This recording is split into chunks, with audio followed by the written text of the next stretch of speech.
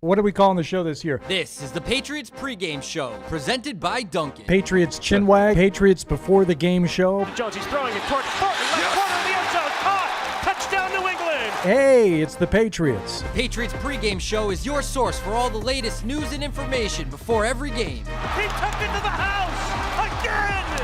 Here we and go. The Patriots take the lead. With Hardy. Big responsibility. Score of 13.6. Out of what? That's my business. Mike Dussault. So you're not old enough Yeah. to know Steve You're Grogan? not older than 40. You're not a Patriots fan. Paul Perillo. Here's the thing. Like, without getting into... What are you doing? And Tamara Brown. I do have a story for you guys. It was a thing. I Hold on. Story It's time. story time. Story time. Patriots Nation, welcome to the Patriots Pregame Show, presented by Dunkin. I can't wait. Did you get my throat clear? Did you get that as part of the... No? That's a shame. All right, well... Wow. Welcome in, Patriots Pregame Show, fueled by Dunkin. It's Hardy, Mike, Tamara, Paul, all here getting you ready for Patriots Cowboys this afternoon from Dallas. You like that? I like that. Can you do the whole show that way? No, Oh, okay. no, I cannot. Fine. I cannot. I was waiting for your southern accent. I don't do a if I do any kind of a Texas accent, it's very much informed by singer-songwriters. You know, Lyle Lovett, Robert Earl Keen. You know, it's almost kind of like a Texas swing type of feel to it. Willie Nelson. Huh. Yeah, because otherwise, what's a Texas accent? I don't know. Drawl? Is that a southern drawl? I don't. It's really polite for the most part. You know, almost absurdly polite. At least those guys are. I don't like it. So Nick Harris is going to be joining us from DallasCowboys.com here when we go behind enemy lines about 14 minutes from now. We'll do our over-unders. We got the Sunday six-pack with I think 5 games to pick today. Yeah, all right. So it's the Chuckles 5-pack. We'll do that a little bit later. But before we get to keys to the game, I'm not ready. We have to present first the key holder from last week. Right. With his key. Do we have any like music, like some pomp and circumstance here, or something like some drums or nothing? Okay. And for the Patriots key to the game from last week, Paul Perillo, you'll remember, with a winning score of 4.8. Is that the score? Held the key to the game, and as you can see, it is an actual Patriots key. Wow. What do you think of that? That's pretty good. You make a trip to Home Depot there, or 100. Osh? Yeah. Oh, yeah. Want me to hold that up so you can really get a close up of that? That's the type of thing that is really going to bring focus. Well, you're just going to have to trust me that it is an actual. There it is. Look at that. An actual Patriots key. And a lanyard. What How does this about key that? open? Nothing. It opens the door to victory. Oh. And Paul Perillo, why don't you put that around your neck, and you will be able to wear it for at least the next 3 minutes. He's like the kid who his mom like lets him outside to play, and she's like, "Well, you got just hold on to the key, wear it on this, and don't lose it." Now, much like the Ryder you Cup, in order to win the key, you have to have the most points. But if you tie with someone, Paul retains the key. Gotcha. You Okay. understand? I gotcha. Right? So it was like 14.5 to retain the Ryder Cup. If you tie somebody in points today, you retain the key for the week. Okay. All right? Let's All get right. into it. Keys to the I can't game. believe I'm losing to this guy. Why did you leave the keys up on the table? You wanted to. You've waited all week for it. The whole team's in the locker room right now just listening to this, waiting to hear what you're going to say. Without these keys, the Patriots are destined and doomed to fail. Here are Hardy, Paul, Mike, and Tamara's keys to the game. Why did I steal your key to the game also? Also new, now that we have a key holder, the current key holder can either offer their key first or defer. Paul, what do you choose? You get the honors. I'm going to play, Johnny. Okay, wait. The current key holder, Paul Perillo, will offer up his key to today's Patriots Cowboys game. This makes this segment 38% more exciting. I love that you bought a I key. think that's. First of you're all, biased. I'm just really, I'm at a loss for words. I'm just touched. I want to thank you guys in the academy. You're welcome. I have to say this before Paul goes. Yeah. Having that lanyard around his neck, Yeah. it's giving college freshman. Like, when everyone gets their ID, they're walking around campus. Yeah, well, It's my giving college freshman. freshman still manages to lose it. So, Get him a lanyard. he has it. He has a lanyard. He loses the lanyard too. That's why you wear it around your neck. Right. You don't take it off. Just twizzle it the whole time, That's how you lose it. Yeah, that interrupts the drip if you wear it around the the neck. drip. Drip. So, all right, we'll get started here. I think the listeners are probably had enough of Get that on with nonsense. I am going let's to get on with our nonsensical keys instead. Okay. What do we correct. got? I'm going to Yes. throw caution to the wind. I think the Patriots have shown that they can win these, sort of tight, defensive-minded, run-oriented games. I think if you want to go to Dallas and find a way to come back with a win, you're going to have a really strong performance through the air. I think it starts up front with the guys giving Mac Jones some protection, but really I think the onus is on the receivers to make some plays, especially if Dallas is going to continue to play man coverage. I don't think there are a lot of secrets with what Dallas does. You kind of go into the game having an idea of how they're going to play, listening to Kendrick Bourne and Juju Smith-Schuster talk a little bit about that this week. Yeah. So, Hardy, Mac Jones, time to step up, time to score more than 25 points, time to win a game that, that the offense is responsible for winning. Throw caution to the wind. Okay, can they win in a shootout? I don't know. Wow. It takes him down in points. That's okay. That's okay. That's a deduction. If I had full confidence, then, why would we play the games? Right. 8.8. That's pretty good. right. Pretty good. They go lower, too. That's what you want. Yeah, I guess I'll be taking this off. not yet. It's a low score, and it's out of a score of 0 to 20. Low score wins. All right. Paul, who goes next? Tamara. That Tamara. shirt is blinding me, so I need her to talk Yeah. to distract me. Well, I hope that Dak is blind too, because my key today is that the Patriots don't leave Jerry World without a gift. When I hear Jerry World, I'm thinking amusement park. So I'm hoping that the defense can come away with some turnovers today and that the offense can cash in on those and come home with a gift. I'm all about the gifts, coming home with a souvenir, and I'm hoping the Patriots defense can do that and the offense can capitalize. Talk about souvenir. Souvenir. Play that metaphor out a little bit more. All What's right. the souvenir? The souvenir is the football going from Dak's hand into the Patriots defense. A gift. It's a gift. I'm hoping that, maybe Duggar can come away with 2 of those. Maybe one of those is a pick 6, so then the offense doesn't even have to worry about it. But to see the offense cash in and not do a pick 3, as Hardy likes to say, and actually cash in 7 there, that'd be great for me today. Wow. I tell you, with so many scores out there, it's odd that we would have another tie in the second straight week, but also 8.8. Oh, nicely done. I mean, I asked it for a little clarification. I didn't get an I don't know, which is what I got from Paul. So I think for Tamara to actually offering up an answer, that raised your score significantly. Well, I think Tamara's kind of explains a little bit with Paul's. That's usually, like, if the Patriots are going to get over 25, it might involve Tamara's key. Far be it for me to go at the judge, but I don't know how we have the same score when our keys couldn't be any more different. Right. Well, it's not for you to understand. Okay. Hey, he's the judge. I mean, Tanya- I'm just waiting to receive Like total. Paul wants the offense to consciousness. be explosive and score more than 25. I want the defense to come away with a few gifts. Right. They're very different. They are. I mean, and let's face it, Tanya Harding won some, and what's her name won some. They both won. Oksana Fair. Bayul? No, But the I- other I- one. I will the one say, that got though- her name. Nancy Kerrigan. Oh. Yeah. And they couldn't be more different. But sometimes, sometimes one would win, sometimes the other would win. Yeah. You understand? Well, one of them only won after the other one's knee was bashed in by Jeff the first Galooly. one. Well, her knee was bashed apart. Paul, who goes next? Me or Deuce? Mike, all right. you go last. Oh, boy. So, yeah, I went with Cowboy up. A little tribute back to our, 19 years now? 19 years since the Red Sox Cowboyed up and came back from a 3-0 deficit. I don't know if the Patriots are in a 3-0 deficit, but I just, I feel like kind of like those Red Sox were put in a box, like it's over. We know who they are. It's all going to end right now. I got to really pitch this to you because you're the judge now. Yeah. Not so much the Patriots. So I want to see a game where, kind of along the lines of what Paul's saying, that we cowboy up. We reach down deep and we get one of these victories that we haven't had, it feels like, in a few years. You know, you're on the road. Not that Dallas is a big NFL powerhouse at the moment. I think they're a good team. I think they're, obviously a playoff contender in the NFC.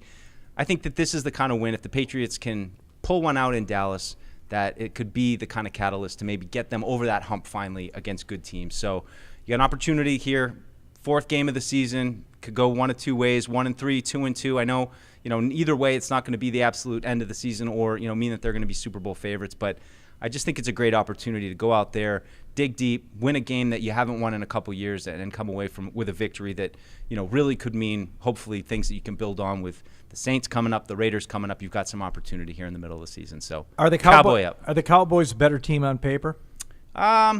Probably, yeah. I think they got a little more high-end talent. I know you're answering these the right way Yeah. in order to improve your score. Great. Would the Patriots necessarily win in a shootout type of game? Probably not. Okay. Probably not. So you just got to cowboy up and figure out a way and defy the odds. I like the glow in your eye right now, Hardy. I'm feeling confident. Let's hear it. Under five.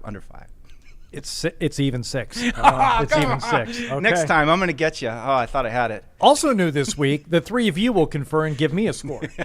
Oh. Oh, so we have to do this now? Can Morel do it? Wait. But how can we give you a score if you won't share with us how the scoring metrics work? It's a simple system. The score is 0 to 20, and the lower the better. Last That's week all. you refused to tell me that. Okay. Well, I was still figuring it out. Look, the key to win the key is to play great D against D, which is very pithy and very catchy. But quite frankly, I do not think they can win in a shootout. I think you're going to have to hold the Cowboys to 17 points or less to have any kind of chance of winning this game. And I think the Patriots defense is up to the task of playing great defense. We've seen them hold the Dolphins to certainly far fewer points than other Dolphins opponents have. I don't know that you can put a lot of stock in what happened with the Jets because one other. Well, it's just what's that? Nothing. One other team that they played. One other team that they played, the Eagles. The Broncos. Broncos could gave up 70. Okay, That's a lot. What I'm saying They also is haven't won any games. the Patriots were able to put forth decent defensive efforts against a couple of Correct. good teams. Correct. So they can do that again today. Correct. If they don't, they have no chance of winning. So Yeah. the key to win the game is to have a great game from your defense. You're probably right. And I have no indication that the offense can do more than give you 20. But if Yeah. they can give you 20, then you can win if your defense has a great game. Yeah, and I think for this, like we could talk a lot about other stuff, but for the keys to the game, it's individual game. You're right. I would have a very high score, a very low score for you. Sorry, because I think that if you look at all the things that have happened, and the Patriots are going to win a game on the road against a good team, not a great team, but a good team, that's how you're going to have to win it. And I just think for the bigger picture, it's not good. Like, I know they can win that game. Yeah. I know they can win the game where the other team doesn't play well and, that you find a way to squeak it out 20-17. Yeah. The three of us are all kind of hoping for Something unexpected different. magic. Yeah. And Hardy's probably right. I don't want to speak for my two colleagues, but I would give you like a 4. I think you're probably right. I'm the favorite in the clubhouse, but I'm going to go with Hardy because I love defense. So you're right. Mine was defense too, and mine sounded better. Oh, whoa! Well, give it a score. I'm gonna give you a 16. So Mike wins. Congratulations. So now why does her score override us? You got to give me a score. He gave 4. You give 16. That's an average of 20. What's my score? I'll give you a 5.9. Okay. 26 divided by 3 is no. Deuce wins. Deuce wins. Cowboy up. You got to hand the key over to Deuce. I also think that Already? Yeah. I thought next week. I also think Yeah? with you being the giver of the key, I feel like you shouldn't be able to win. If I don't hold the key, chances are whoever holds it is not going to remember to bring it back next week.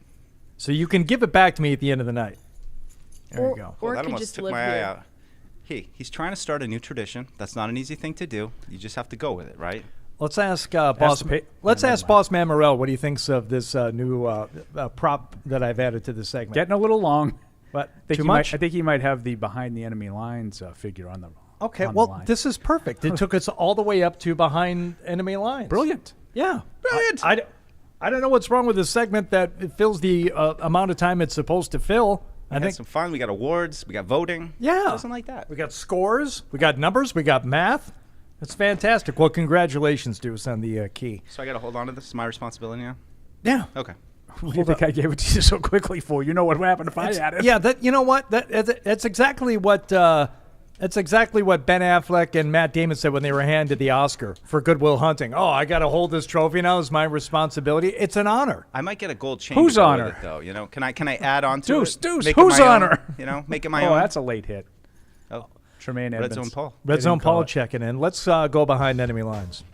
You know the view from New England, We go behind enemy lines. but what about the view from the other side? And that's why you're our favorite pregame show guest every year. You guys know you tell everybody that. Oh, yeah? I was on with you guys in 2018 Thursday Night Football. Yep. And I was told I was the favorite guest of the show. Nope. No. Time now to go behind enemy lines. My God, it's coming right for us! From DallasCowboys.com, the man's name is Nick Harris, and he is joining us now at Nick Harris DC for Dallas Cowboys there on Twitter, or X, as no one calls it. Nick, welcome into the show. Thanks for joining us. Hello, Nick. Do we have Nick on the Can't line? hear Nick. Don't know what happened to Nick. I'm excited. All I'm right, excited to meet Nick. I'll put Nick on hold, and you can try and talk to him there, Matt, and see if we can get him back on. All right. I'm excited to meet him because he works with someone I know. Who does he work with? My friend Haley. Oh, well, I wasn't excited, but now I am. Before I knew that he knew someone that you know. Now this will be exciting for all of us. Well, can we talk to some of the listeners? Maybe Floyd in Michigan? Don't move the segment along. We got Nick coming back on the line here in a moment. I don't want to keep him on hold if he. Yeah, I guess Nick's not there. back to the actual game and what you had talked about with the Patriots defense stepping up, and I do think the Patriots defense has played really well in the first 3 weeks, especially the last game. But I'm looking like sort of ahead, I guess. Maybe I'm getting ahead of myself. Like I said, I know they can win those games. Like, if they win, that's how they win. Wouldn't you just love to see them win like 31-27? Oh, yeah. And no turnovers. That was what I started lamenting this week when I just surprised me. Like, I feel like we've seen like this Patriots team over the last 3 years. You've kind of seen these games. And I don't want like we really hung tight with the Cowboys for a little bit, and then and then at the end, like, not again. I'd love to see them win the game because of Mac Jones. Yeah. I would like to see that for once. I've never seen it. Yeah. No. I've never really seen them lose a game because of him either. Yeah. Like, he's just kind of there. All right. Let's see what Nick Harris has to say. Joining us now from DallasCowboys.com. We'll try this again. Nick, are you there? Yeah, I think I got y'all this time. How are y'all doing? Excellent. Thanks for joining us. How are things in Dallas? Man, can't complain. It's a little bit warm. We have like our second summer wave going through here, but we're indoors today. Feels good. Hey, Nick, just curious what you've seen from the offense this year as you've kind of transitioned away with your offensive coordinator. What has changed this year in 2023 with Dak and the offense? Yeah, everything's quick game. It's predicated on getting the ball out quick, getting guys the ball within 5 to 10 yards. There's not a whole lot of action downfield, but a key attribution to that would be the offensive line. They haven't been healthy completely since the season has started. Still not expecting that to be the case today with 3 guys up front, Tyron Smith being out, and then Zach Martin and Tyler Biadasz being questionable. So I would see much of the same today with the quick game and trying to get things going in fast motion for Dak Prescott. But then once it gets down to the red zone, that's where they've had the most struggles so far this season. 15 trips to the red zone, only 6 touchdowns. That's 27th in the league. So definitely looking to build upon that today. Hi, Nick. I'm Tamara. I used to work with Haley She no longer works there with you guys anymore, but I know you're a new reporter that's also coming too, and I'm so wow. excited for her. Yeah. Wow. Absolutely. Hey, Haley's good people.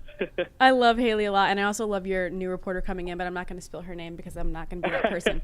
But hello. Just wondering what was, the thoughts of, everyone that you work with on after the 2 games. They started off strong, blew the doors off both New York teams, and then lost to the Cardinals. Was it kind of like a fluke, do you think, or I don't know. What are your thoughts there? Yeah, as far as around the building, the feeling was stunned. I think that was the word that kind of encapsulated it the best. Whenever you talk to people, just because of the dominance that the Cowboys had shown on both sides of the ball through 2 games up in New York and then back here at home against the Jets, and then going to the Cardinals, going to Arizona and kind of falling short. The run defense was the worst it's been in a really long time. That the red zone offense just could not score inside the 20. So a lot of things played into that. Emotion was high that week with Trayvon Diggs going down with a torn ACL on the Thursday practice beforehand.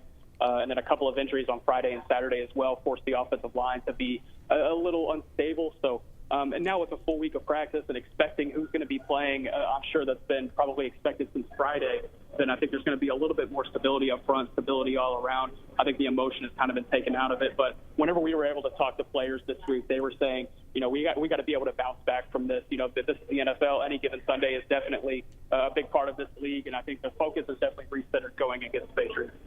Nick, sort of piggybacking off of what Mike's question was about the offense, do you think that that Mike McCarthy is sort of taken a more conservative approach because of the interceptions from last year with Dak Prescott, or is it just something that that sort of led to the division between he and Kellen Moore? He just wants to run it in a different way.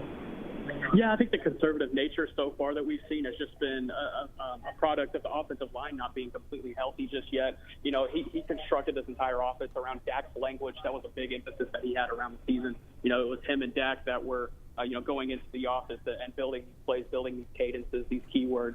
And they want to be able to maximize his strengths and get the ball downfield. But through 3 games, when you don't have all 5 of your starting offensive linemen up front, that's definitely a big hurt towards those causes. So, I think once they get healthy up front, or at least get stable up front, you'll start seeing a little bit more chances. You'll start seeing them be a little less conservative. But I think today it's going to be much of the same that we had this weekend. We don't know anything about not having a healthy offensive line here in New England. It hasn't been a concern. What is the concern for Dallas Cowboys fans this week? We talk about other teams and who we're going to be facing, and the one guy. Is there a guy on the Patriots that Cowboys fans worry about? Is there something specifically with this Patriots team that you've heard more talk about than any other? Because I'd be hard-pressed to give you one. I'm curious as to whether or not there's been any conversation like that. Absolutely. I think there's quite a bit of, highlighting around Matthew Judon, especially if he'll be coming off the left edge today, going up against backup left tackle Chuma Edoga. Chuma, he does have some reps in the NFL. He's been in the league for 3 years, but he is in that depth unit for a reason. He's not as athletic over there playing at tackle. We saw him start at left guard against the Giants. So seeing him get pushed out the tackle, I think he's going to have his work cut out for him with Judon. I think there's quite a bit of, fear in the pass rush that's going to be coming off the edge from Judon. Nick, I just got to ask you, what's it been like watching Micah Parsons the last couple of years? I mean, it seems like he's probably the best defensive player in the league right now. Yeah, it's definitely a treat. Just when you think you've seen it all from him, he's able to reach into his bag and pull out another trick. And this offseason, he's really focused his training on being more physical. He's doing boxing training almost every single day. And you can see that in his pass rush moves. You can see how aggressive, physical, and athletic that he is, and how that training has translated so far. I think he's even taken another step so far in the 2023 season. So it's only going to be fun from here on out. Just got to stay healthy.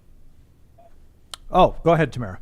What's been, the mood just around the press conferences and stuff with Zeke coming back to Dallas? Yeah, it's definitely been a highlight this week. We talked to Dak Prescott on Thursday, and him and Zeke are still what Dak calls best friends. He actually told a story back during their rookie year that they were kind of forced to be friends because Zeke didn't have a car, he didn't have a driver's license, so Dak Prescott had to drive him around everywhere.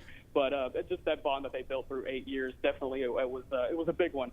And, he's very excited to see him this weekend, even if it is on the other sideline. I think it's been kind of described as bittersweet this week just because they know that he's going to be coming after them with a little bit more juice.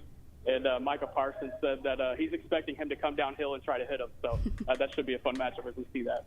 All right, Nick, we always ask for a score prediction from our Behind the Enemy Lines guests. You got one for the game today? I'm going to go 24-17. I'm going to have to rock with the Cowboys. Sorry, guys. No, I mean, What? 17 points for the Patriots offensively sounds fair. And maybe you're not all that scared of Matthew Judon after all if you think you're putting up 24 points. We'll see if you're right, buddy. I love it. Hey, Nick, thanks for the time. We appreciate it. Anytime. Good luck, guys. Thanks, Nick. There he goes. Nick Harris joining us there from DallasCowboys.com at Nick Harris DC on Twitter. I think it's interesting when you talk about it's like who do you think about, who do you watch, and it's Judon. It's the same conversation that we have around here. You're talking about the best players on the team right now, and offensively, I'm not saying that they're all bad, but there's no one that is going to keep people up at night in Dallas, or I think anywhere in the league right now, thinking about what is that guy going to do to us when the Patriots have the ball. No, it goes to the defense, and specifically to Matthew Judon, which sounds about right. Yeah, but I would say Christian Gonzalez might be starting to scratch that surface of that. And I mean, not to say that he is on that level yet. He's only played 3 games as a rookie, but I think he's done a really good job. And today, CeeDee Lamb is their primary target. So that's a guy that they need to be familiar with. I think you're probably going to see Christian Gonzalez out there a lot. Just Jonathan Jones already ruled out. Cole Strange ruled out. We could talk a little bit about that too. But more on Christian Gonzalez this week with the injuries continuing to add up in the secondary, so we'll see how he and Miles Bryant are able to hold up. It's like I hate crying over spilled milk, but I'm like, I wonder just what this defense would look like if all 3 of the Joneses were still healthy. Like, especially Jonathan. I mean, Yeah. Jack and Matt Marcus, probably rotational pieces, Right. but Jack, Jonathen's a big loss. To really give you that second guy, and I mean, credit to Gonzalez for the job he's been doing and holding up well, but, to have both those guys. Yeah, and credit to Miles Bryant, who's played reasonably well. I mean, I don't think it's been as great as sort of been made out to be, but he's held up. And Jonathan Jones has been a big loss for them. And you kind of, we touched on this during the week, Hardy, when you're not with us. He missed a lot of time in training camp, and, I think in retrospect was rushed back for week 1. I have to think that it's related here. It's it's hard because during training camp they don't tell us what the injuries are. Yeah. So I don't know exactly. For all I know, he was dealing with something totally different than what is keeping him off the field now. But my guess is he came back and played week 1. Hasn't played since. Maybe he should have started on IR. Yeah. And given him some time to heal properly, because I think he is an important guy back there. Yeah, were they trying to get them out there for the Eagles to match up with those 2 receivers, Right. and then you have Miami coming back, and you didn't even have him for that game, so something to think about. But Jack Jones eligible this week to come back. Don't know if he will. As well as Tyquan Thornton, another one, Riley Reif. So perhaps some reinforcements arriving this week. And part of that thing too, Deuce, I think Gonzalez is a good player to talk about in terms of teams, that the Patriots are facing that they might have to start thinking about. Just by virtue of the position that he plays, it's not necessarily gonna keep them up night, as opposed to Judon. No. It's like, all right, well, that guy's a problem. All right, we won't throw over that side. You need those guys. You need those corners that are shut down corners, but if you don't want him to ruin the game, you just don't throw the ball to him. Right. And I think, too, in this case, it would probably be identifying when Gonzalez isn't on Lamb and, then seeing, hey, that's a chance to really maybe try to take advantage of that. Miles Bryant, not the biggest guy. I mean, the size drop-off is considerable. We'll see, Sean Wade, is he going to pop up? I know he was on the injury report this week, too. So he's got some good size, but, they're really I think he has struggled. Yeah, a lot of injuries, and it's tough. They're at the bottom of their depth right now. Let's go to the phones here, 855-PATS-500, webradio@patriots.com. If you got emails for us, we'll start with Tony in Canada, longest order of wait. Tony, what do you got for us? Hi, guys. Just calling in I'm watching the game here. Excuse me, Buffalo and Miami. I'm sure you guys are watching it or catching the highlights. First 5 possessions, both teams traded touchdowns. And first half here is about to come to an end, 2 minutes, and there's 6 touchdowns. Watching this game makes me realize how far behind we are in offense. There's no way we're going to be serious, I think, for playoffs. If we do make the playoffs, we're one and done. I just think that the direction we're going in right now we can pretty much expect the same thing. Belichick isn't really interested in offense. We passed up on D-Hop. Drafted defensive players, I'm okay with that, but we just can't hang with these teams. So at the end of the day, I think it's just all going to be the same result year after year until we start changing our philosophy on offense. I just want to get your guys' feedback or thoughts on that. Okay, thanks, Tony. Appreciate it. Enjoy the game.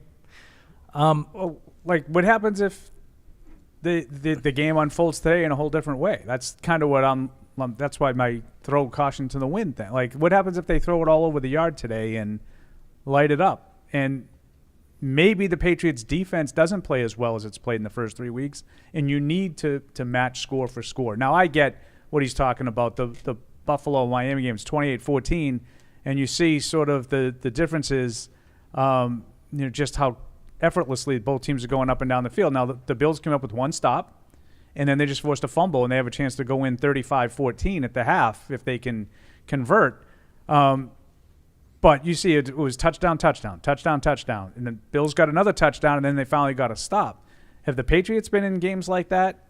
No. And I would like to see them, maybe have the opportunity to do that, because I think that would show me some progression in the offense that I haven't seen yet. Yeah, and that's – I mean, like we're 3 weeks in, and I mean, I'm not ready to just say, well, that's it, same thing this year. I mean, if you're quitting right now, I'm not sure, why you're watching. So – that's, we've been saying that there are opportunities there. This is a new offensive coordinator. We know the weapons talk and all the receivers that everybody wants from other teams. But I think at least point, it is what it is. You got to give them a chance to develop with Bill O'Brien and Mac Jones and see what we have over the next few weeks. I mean, it's just sit back and watch what happens instead of already punching the ticket to the offseason and trying to figure out how you can just match scores with these high-powered offenses. I guess, it's just the wish to see something, even close to what you see when you're watching other games. Thursday night was another example, and I was talking with the guys on our show on the Sports Hub. I'm like, the Lions are, the Lions. It might be a fun team to watch, but it's not like they get mentioned in the first breath with, the really good teams of the league. That offense flowed, and they made plays multiple plays that you just haven't seen the Patriots make in 3 games so far this season. No, and they were doing it agree. that's just what we do. If there's pressure on Jared Goff, he rolls out to the left and he hits a tight end who's beyond the sticks and picks up converts on a long third down. Like, yeah. And then they do it again on the next drive. And then they do it again later on after a new set of downs. It's like, oh, this is NFL offense. This is what people are used to seeing. It's what we haven't seen. And I'm with you, Deuce. You don't throw the season away. It's not over. It can develop. But people are desperate for it. Yeah. Give me a glimmer of hope, something offensively that you can play NFL offense in 2023 with this group of players and with this group of coaches. Yeah. Because I think through 3 games, you'd be hard-pressed to convince people that they've seen it. Yeah, and I would just say, you got an exciting little team there, Hardy. Your Lions. They are fun to watch. But they've done a good job. They've hit on draft picks, and Jahmyr Gibbs. I never mean, thought really I'd say this. Man, did you guys have an edge in the coaching the other night too? Like, it's crazy. It was amazing how much more prepared the Lions were than the Packers in that game. Don't say you guys. Look, I mean, it's that's not you guys. You're going to get a playoff share. Not my team. It's just I grew up there, and so I think the Lions, as a football fan, that's one of those teams that I think everybody kind of watches, like we used to watch the Cubs. Like we used to watch any down and out team that can just never get it done. It's like, oh. And you're watching for either the inevitable train wreck or you're watching to see if the actual, pieces are going to come together for this team for once, whether you care anything about them or not. It's just kind of empirically interesting to watch. I feel like it's been like that since the Lions-Chiefs game. Like, that game to start the season, I was just like, I feel like a lot of people were expecting a train wreck, but came away with, okay, this Lions team, they have some pieces there. They have some coaches there that can put together a game plan. So it's been in a bad game for both teams, it's like, well, someone's going to come out on top. And what do we generally say when that happens with the Patriots? Oh, coaching. Coaching gave them the edge. Neither team played well, but the better coached team found a way to win. And I'm not saying that Dan Campbell's a better coach than Andy Reid, but I'm with you, Paul. I think the Packers were out coached on Thursday. Yeah, the other night. I mean, Chiefs game, to your point, was kind of fluky. I mean, the guy drops a pass right to him, it goes back the other way, and that's the difference in the game. But the other night was a good old-fashioned butt whooping. And, you look at those runs down in the goal line for Montgomery, he's going in basically untouched. I don't know what the personnel situation was with the Packers, but they're in, nickel defense, and the Lions are, powering up to run it right down their throat. It was a mismatch, on the sideline. And I don't think you say that a lot of times with Dan Campbell. No, and that's, to get it back to the Patriots, what you're looking for and what you're hoping to see is the ability to exploit some weaknesses like that. I don't see anything, pre-snap that the Packers are doing wrong, but somebody did, and they made the play call, and it worked. This team today, this Dallas Cowboys team today, is not going to play perfect defense. They're going to screw something up. Well, do the Patriots have the ability to recognize it and capitalize on it and to make them pay for it? That you're going to need a certain amount of that. Forget about whether or not you've got enough talent because, all right, compared to some of the other teams in the league, you probably don't. But can you exploit the weaknesses of the teams that you're playing against on a consistent basis to put up more than 15 points? And if you can, I think this defense is good enough to win you some games and give you the season that we're all hoping for. Sure, and just a quick aside, Jameson Williams, is he now going to be eligible to come back sooner because of this gambling change? Yes, I believe correct? He's eligible the next game. Oh, wow. That's now a 4-game suspension. So, there's your big receiver. And it's just we spend so much time talking about they need the guy, and it's well, the Lions are kind of doing pretty well. They don't really have a guy right. They got Amon-Ra St. Brown, who's a fantastic player, but yes, Paul? There's just something on Twitter. It's not NFL related, but Tim Wakefield passed away. Oh my God. So I think of that whole thing this week a little bit differently, that it was that dire. Red Sox have tweeted this out. This is from the Red Sox. Our hearts are broken with the loss of Tim Wakefield. Wake embodied true goodness, a devoted husband, father, and teammate, beloved broadcaster, and the ultimate community leader. He gave so much to the game and all of Red Sox Nation. Our deepest love and thoughts are with Stacy, Trevor, Brianna, and the Wakefield family. So Tim Wakefield gone way too soon. That is a terrible, terrible story, and I don't know that it would have changed any of the unfortunate things that happened with the revealing of his illness this week, Paul. Yeah. But obviously, I think of it a little differently. That's all I can say. Okay. Well, obviously the Wakefields wanted to do things a certain way, which is the way it should have been done. No, I don't think there's much of an argument the other way there. And God, talk about players that you just like to watch he was, play. That was, to me, that was kind of an event for Wake to be out pitching because it was something cool and different, and he was a good story. And I used to kind of goof on the whole notion oh, the guy did everything that the Red Sox asked him to do. Well, they didn't ask him to go up and sell beer. He was pitching, but it's true. We need you to be a reliever. We need you to be a middle relief guy. We need you to come in and close a game. Now you're still a starter. And I also remember waiting, for him to pick up that 200th win and to see people universally rally around a guy. Yeah. In this town is pretty rare. It is not often that we all agree on something, but everybody wanted to see him pick up that milestone win.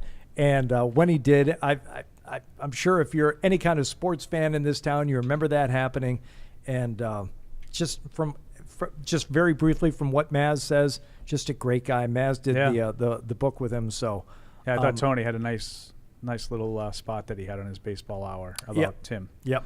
Just an unforgettable pitcher. player. I remember so much about him, and I had to look up his years that he was active. But you think about the changes in the Boston sports dynamic with the Red Sox, but just generally from 1995 to 2011 when he pitched. He kind of started at the height of, they were just 10 years maybe removed from the World Series in 85, 86, against the Mets, and for him to come in on those big spots, and it was always something to watch with that knuckleball. It always just was something different and fun. And he's one of the guys. You think of all the pitchers over the years: Martinez, Lowe, I mean, he's right there as one of those legends who finally brought a championship back to the Red Sox. And I mean, I know, especially someone my age, where it was right in the prime of my life, that never forget that guy. And yeah, you guys said it. It's tough to hear on the radio right now. No, knuckleballers are so much fun to watch, and I think the slow motion shots. Whenever they do the slow motion, it's like, my God, how do you? I mean, I've been trying to throw just that kind of a half a knuckleball my whole life, just based on him, and you can never get it like that. Like it's always got a little spin to it, and it never dances. Dude, see, you can play hockey and do a few things, and Paul played, and it's like, all right, I can get around a golf course, but I'm no athlete. But you always have in the back of your mind, it's like, I wonder if I could have been a knuckleballer. You don't have to throw super hard. No. You don't have to be like, an amazing physical What's the trick specimen. To a ball? Do you know? Like, how do you get it I up know. without I never threw a knuckleball. Some magic to it. But he wasn't right. Like, he just kind of tried it. And in the minors, he was a first baseman. Mm-hmm. He wasn't even a pitcher. And he was going to get released, and he said, I'd throw a knuckleball, and they gave him a shot. He ended up coming up with the Pirates in that playoff year. He was ridiculous down the stretch in that year. He was great in that NLCS, and then he kind of lost it, went back to the minors, and the Red Sox kind of took him off the scrap heap, and he was dominant for them too. Well, dominant. Little Patriots news from our boy Evan Lazar. I'm back on the Twitter. Yes, who? Sean Wade, who's questionable with the shoulder, was out there with a T-shirt on for warm-ups, which usually indicates guys are ready to go, but he still hasn't seen Christian Barmore or Devon Gottschall. Yeah. So those are two guys that would, we'll keep an eye on here. They promoted Jeremiah Farms yesterday. Correct. So. Okay. All right. Keep an eye on those. Go back to the phones, 855-PATS-500. Floyd in Michigan, thanks for being on the Dunkin, the Patriots thing here. Patriots chinwag. Sippy sip Dunkin. Go. I don't know. Good afternoon, everybody. That's better. How you doing, Floyd? I'm hanging in there, sir.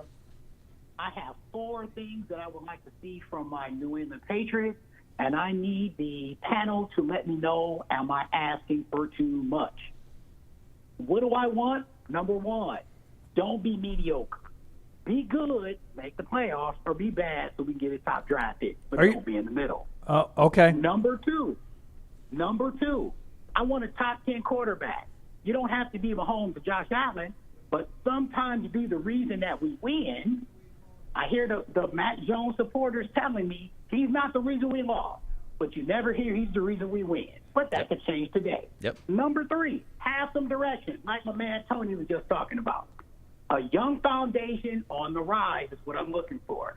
I don't like the Lions. I find great joy in watching them fail, but even I have to admit they're on the rise. And you do not have to be a Super Bowl or bust every team. And finally, number 4, be fun and entertaining to watch.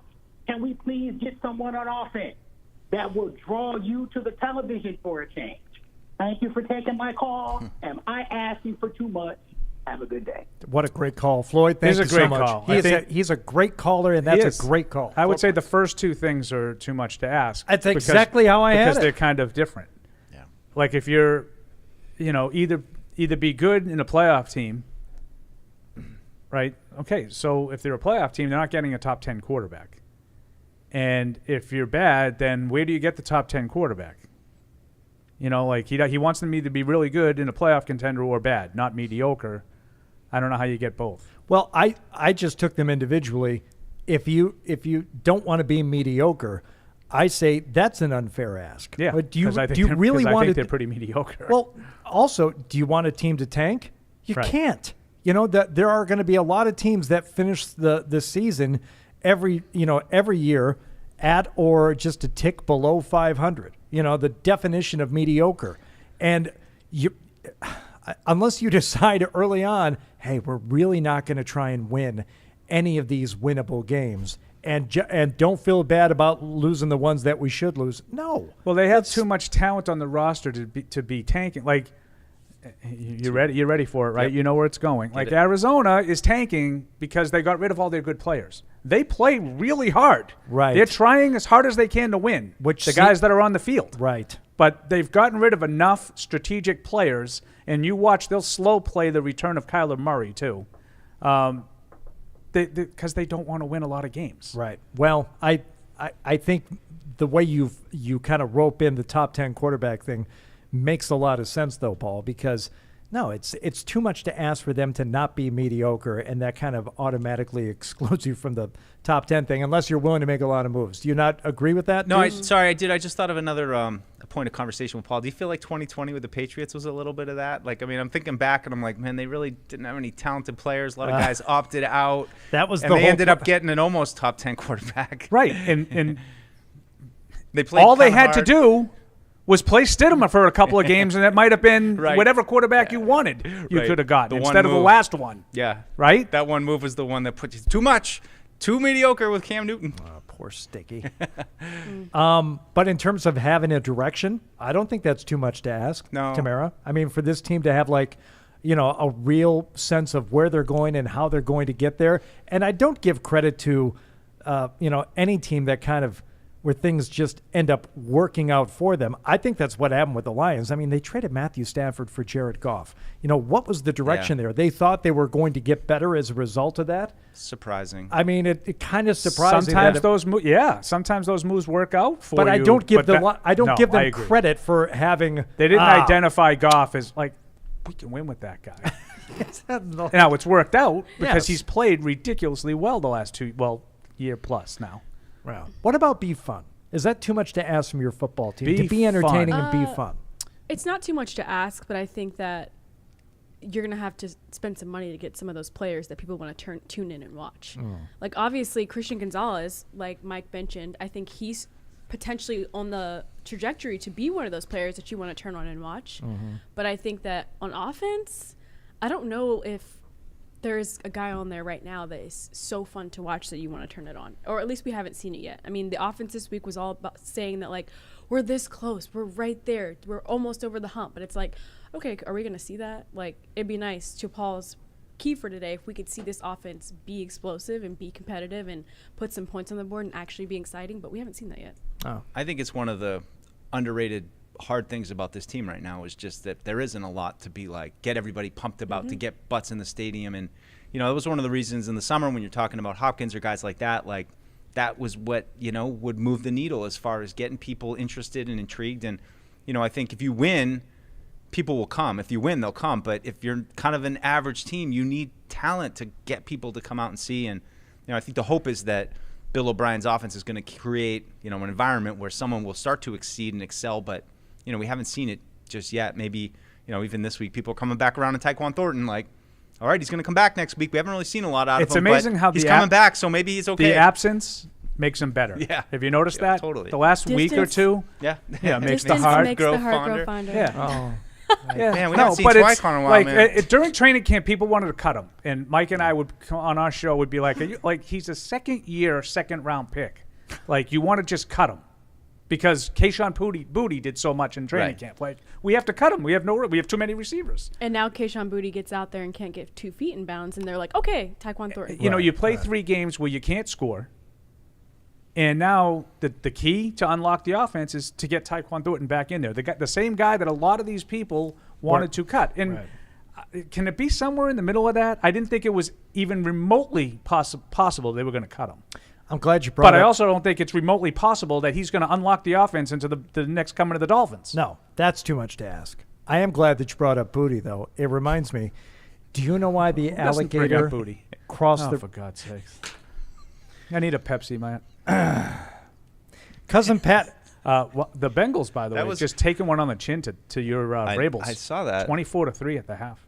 You're going to try to work that joke by you. Matt's... Oh! You know what? The guy who wears the key is so on top of things. It's not just related to the key. It's just so much better than key the to original joke. So focused. So focused. One of those jokes by you. Got 8 seconds. It's like a replay. No, it's like a replay. That's like a callback. It got by you. The joke got by you. Patty? He slipped it I past. like the joke, Hardy. I understand. We all get it. Now it's too much. It's too much. It's too much. It's too much. It's too You much. gotta find make a new no joke for mistake. next week. Make no mistake. It was too much the first time that last you said week, it. Jalen Waddle got by you. Cousin Good Patty? afternoon, everyone. Yes, hello. Good afternoon. Merry New Year. Man, that's a bummer about Tim Wakefield. Much love and respect to his family, and, you know, rest in peace. He was an I don't know if he was an icon, but he was definitely a friggin' legend for the Red Sox. I loved watching the guy play. I like how you guys were talking about Tyquan Thornton. We need to see something out of him if he comes back next week. But let's push next week into next week, and let's talk about this game. Yeah. I don't have a great feeling about this week, and the only reason is Mike Parsons. The guy's a game wrecker. I think this is going to be a tight, competitive game, but to me, I mean, we don't have that type of player on our team that could just take over a game like he can. And I don't know, man. Like I've been saying a lot this year already. I hope I'm wrong, but I think the Cowboys are going to pull out a win today. And I mean, I'd much rather lose to them than to lose the division game. But let's just hope and pray that Mac Jones comes out healthy and he doesn't take the game over too much. And that's all I got, guys. Oh, all right. That's actually a pretty decent point that hasn't required a whole lot of thought because Mac is not really factored in as much to the wins and losses as you could probably say about a lot of other teams. But if you want to give him some credit, think about what it would be like if he did get knocked out of one of these games and had to miss any time. Wow. I mean, what position would the Patriots be in without Mac Jones? That's a great question. They continue to cycle low-level quarterbacks through. About the same. I'm not sure how they feel about Bailey Zappi anymore. I don't know. They're still kind of bringing guys in. I don't know how much of a difference it would be. I would have said last year that that's it, and then they went out and had their two best offensive games of the year. Yeah, I don't know. I don't think it would have been much different considering they've only have one win. So, how much worse could it really be? 0-3? Like no points? I mean, a loss is a loss. It doesn't matter. It matters a little bit. No, when you're talking about the expectations for the rest of the season, sure. But still, if you put someone else in there and they lost, it's still a loss. There's no notch for moral victory. So first of all, it's still a loss. Okay, no. If it's just a win or a loss, you know what? We'll meet back here in January and we'll go over the record and we'll just say, well, they won more than they lost, or they lost more than they won. But we can dissect it and say whether or not. But you're going to go from not scoring any points to not scoring any points. under the worst scenario. Exactly. Well, they don't score. They don't. That's why my key today is to throw the ball a little bit more and see if you can get into the end zone. You know what? You're going to have to I'm trying to sell it. I need it back. You're going to have to rip it off his cold, dead body because Deuce is not giving up that key. I like Paul's point. I mean, even if you get in there from defensive pass interference for throwing it deep to Devontae Parker all night and it's just PI all the time, cool, great. Take advantage of the fact that Diggs isn't out there and just keep checking it out. Cool. So I don't know what happened to Justin Fields, but he's 23 for 24 for 285 and 4 touchdowns. It's like he was against the Patriots last year all of a sudden. And by the way, that doesn't translate to a perfect quarterback rating. Is it 23 to 24? 23 for 24 for 285 and 4 touchdowns. Was that including that last touchdown he just threw? Yeah. Does that mean that the Broncos defense hasn't learned anything from last week? No, maybe the Broncos defense just gives up a lot of points to everybody. In other words, maybe. Man. They are bad. Right? You don't have to take the teams that didn't allow 70 to Miami and give them, the game ball. And it looks like Miami should have saved some of those 70 points. This is one of those shots here where it goes into infinity. Okay. Is that Matt Canada who's about to probably be sent packing? Yeah, I don't know. Steelers. They're in turmoil. They got to do something. That's not good. And talking about Floyd's point from Michigan about the game, wanting the Patriots to be entertaining, Mike Tomlin said it 2 weeks ago in a press conference that we are in the sports entertainment business, and right now this team is not entertaining, and we need to. I can't imagine. We need to be better. And I've seen a little of the Steelers too. He ain't lying. Well, they're dull as dirt. But wow, talk about some. I've always liked Tomlin. I think when he speaks, sometimes we goof on it because he uses a lot of words. Sometimes where I think he's just trying to fill up the time. We want volunteers, not hostages. He says stuff like that. It's like. Is that pathological honesty from the head coach? Oh, my God, thank you. He said it. It's like this is supposed to be entertaining, and we're not entertaining right now. I give him a lot of credit for saying it. I don't think a lot of coaches would. Yeah, and they're down 16-3 on the road in Houston and really getting outplayed. Tomlin is? Yeah, I'm a big fan. Alan in Medfield. They love Tomlin on that show, the midday show. Yeah, we do. What's up, Alan? Yeah, hey, there's 4 things that I would like to say. Okay. I think that's a shot at Floyd. We got Bill O'Brien, and he's supposed to be a superstar for Mac Jones, and that was one of the leaderships that Mac Jones was saying, hey, he needed. Okay. The other thing is that he's a dirty player. I mean, come on. You checked somebody twice in the nut, and also you kicked somebody in the leg during the year. Okay, so you got Bill O'Brien. He's a dirty player. What's 3 and 4? Yeah. And then the other thing is leadership. I mean, he's not leading the team the way he needs to do. That's a tough one. And that's the problem that we have right now is the leadership of the quarterback for the other people, the young players to follow, and that's why they're not playing what they need to do for him. Okay. And we're going to finish at 9-8. What? Wow! I don't know how you get to 9-8 with all those problems. They're going to get hot if they do that. All right. But I would say that 2 of those things are kind of related to me. The quarterback's leadership, Mac Jones' individual leadership, and reputation. Listen, we don't need to relitigate the whole thing about the nut tap. Okay, I think we talked about it enough last week, and we should probably point out that he wasn't fined, which we said at the time. I don't think you should be fined for. I think Mike, you and I agreed on that. Yep. Like, I think he did it. I think it was pretty clear as day. But whatever, I don't really think you need to. Zapruder film it? Yeah, I don't think you need to suspend a guy for that. It was stupid. He did it. Whatever. Move on. But I think those 2 things are kind of hard to reconcile for other teammates. Like, this is the guy that we're trying to have be our leader, and he consistently has put us in these situations where we have to defend him against what could be considered undefendable stuff. Especially, to me, the diving at the legs of Eli Apple on that play was like, what were you trying to do on that other than chop him down and potentially hurt his knee in the ankle twisting from Brian Burns? Like, I don't know if it's dirty. I think he gets very emotional on the field and lashes out. I think his reputation has been coming into the league has been spot on. He can be emotional and bratty at times, but I think some of those things affect his teammates at times. I don't know this for certain. I'm not one of the teammates. I just feel like there's some issues there at times. Yeah, I mean, I don't disagree with your points. You know how I feel about that whole situation. But I'd as much just connect it, and I saw, there's a video going around this week of Mac Jones missed opportunities at comebacks, and I'd put as much on just that, like the inability so far to put the team on his back and carry them to a victory. And I think just one of those wins would go a long way towards, I'm not saying what you're saying is wrong, Paul, but I think.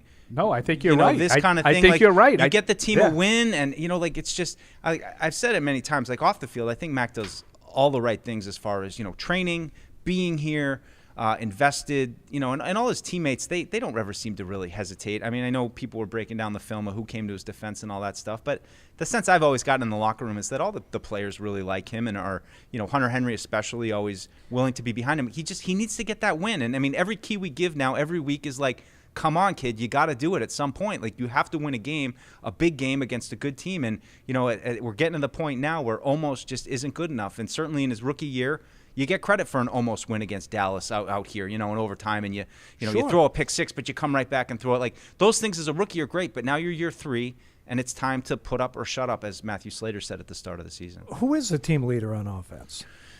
Probably Andrews. It's supposed to be him.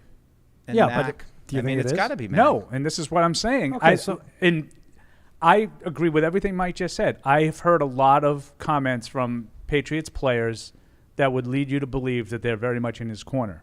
But I see actions that tell me a little bit differently at times. And then when I see the guys, like the Devin McCourty comments last week really stuck with me. This is a guy that was in the locker room with him for 2 years. Now he's not in the locker room. He doesn't have to put a happy face on it, and he didn't in terms of the dirty player. I don't want to say he's dirty, but then he's going to talk for the next two minutes about all the things that he's done that Devin hasn't agreed with. who's more respected than Devin? You know, when you're talking about Devin McCourty, Matthew Slater, there's a really small handful of people that have that much respect, you know? So, yeah, I think his teammates do say the right things about him, but I'm not sure how much they feel them. It's a tough reputation for a quarterback, too, because, I mean, I think we all know that this is the most physical game to play, and a lot of stuff goes on in piles that, that you wouldn't do in church, I guess, would be what Tyreek Hill would say about Very it. good. Wouldn't say it in church. You wouldn't say it in church. Good callback. But I think it's one thing if you feel like you have I'll put Vrabel up there. I'll put Peppers up there. Guys who, play a little bit on the edge. I'm sure Mike Vrabel has done the vanilla nut taps plenty of times in his career, but I think when it's on the quarterback, it's just a little bit different in this game. And I also think there's a different – I mean, this is going to be stupid. There's a different way to go about a vanilla nut tap. Right, like when you're in the bottom of the pile and you get a handful and you do the old twist. Logan Mankins, I love Logan Mankins. I could tell you a million times that he took a guy in the nards. But it's not just like walking by a guy and then walking away real quick so he doesn't see you. Well, I think, which is what Mac Jones did. And I don't know if this is what you're trying to say, Deuce, but as a quarterback, it's different when you do stuff like that, knowing that other players can't retaliate the same way they can against other players. Yeah. Because you're the quarterback. Yep. You just can't go after those guys. You can't do the same stuff. So that also kind of puts it in a bad light. I just think it puts a little bit of a target on him too, and and you hear Brian Burns this week saying not surprised. We don't have to get into whether or not what Mac really did or to what degree or what, but the fact is there's a perception out there right now that he has to live with. All right, we're going to step aside for a moment. We thank Bridgestone, official tire of the New England Patriots, proud to partner with Sullivan Tire, New England's headquarters for quality Bridgestone tires. Visit sullivantire.com to find a location near you. TouchView Interactive from the Yokers Company offers New England's leading schools and businesses technologically advanced and easy-to-use interactive displays, providing enhanced collaboration and improved student outcomes in the classroom, and an easy way to foster communication and teamwork in any business environment. Available in multiple sizes, TouchView also offers a built-in VC, allowing for easy use through video conference systems. For more information, visit okers.com.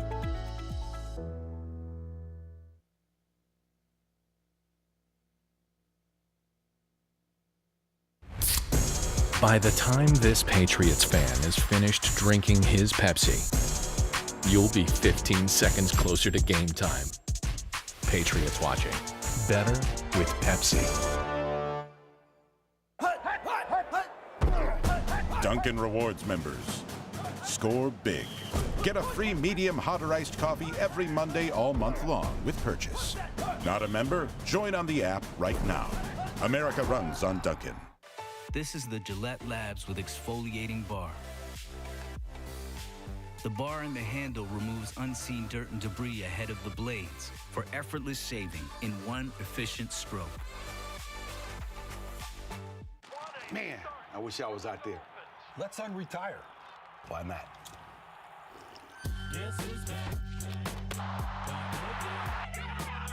Dan Marino? You're right. 22.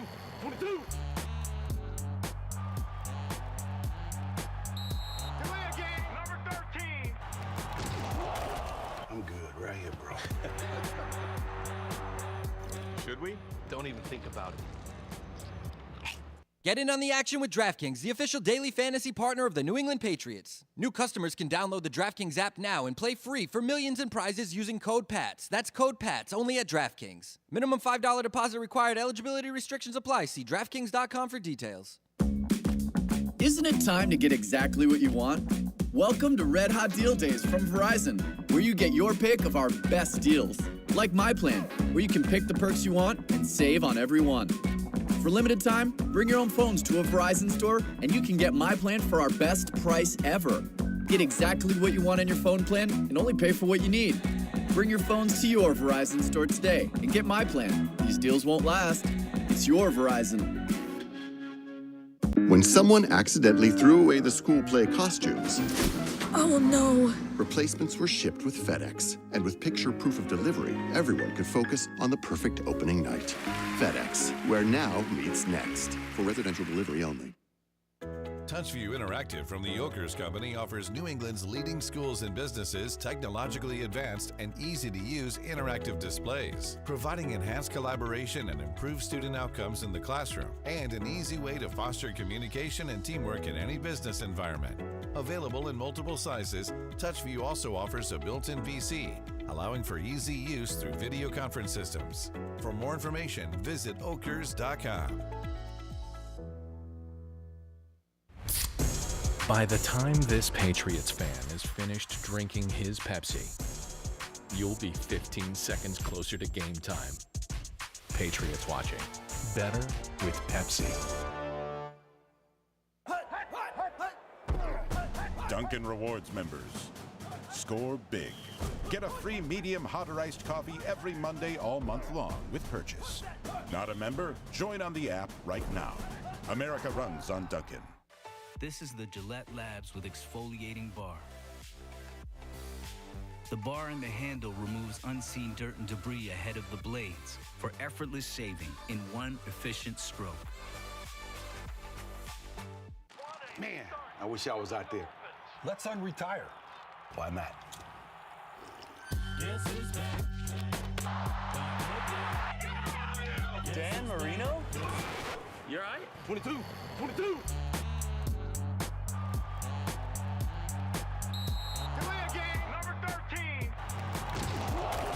I'm good right here, bro.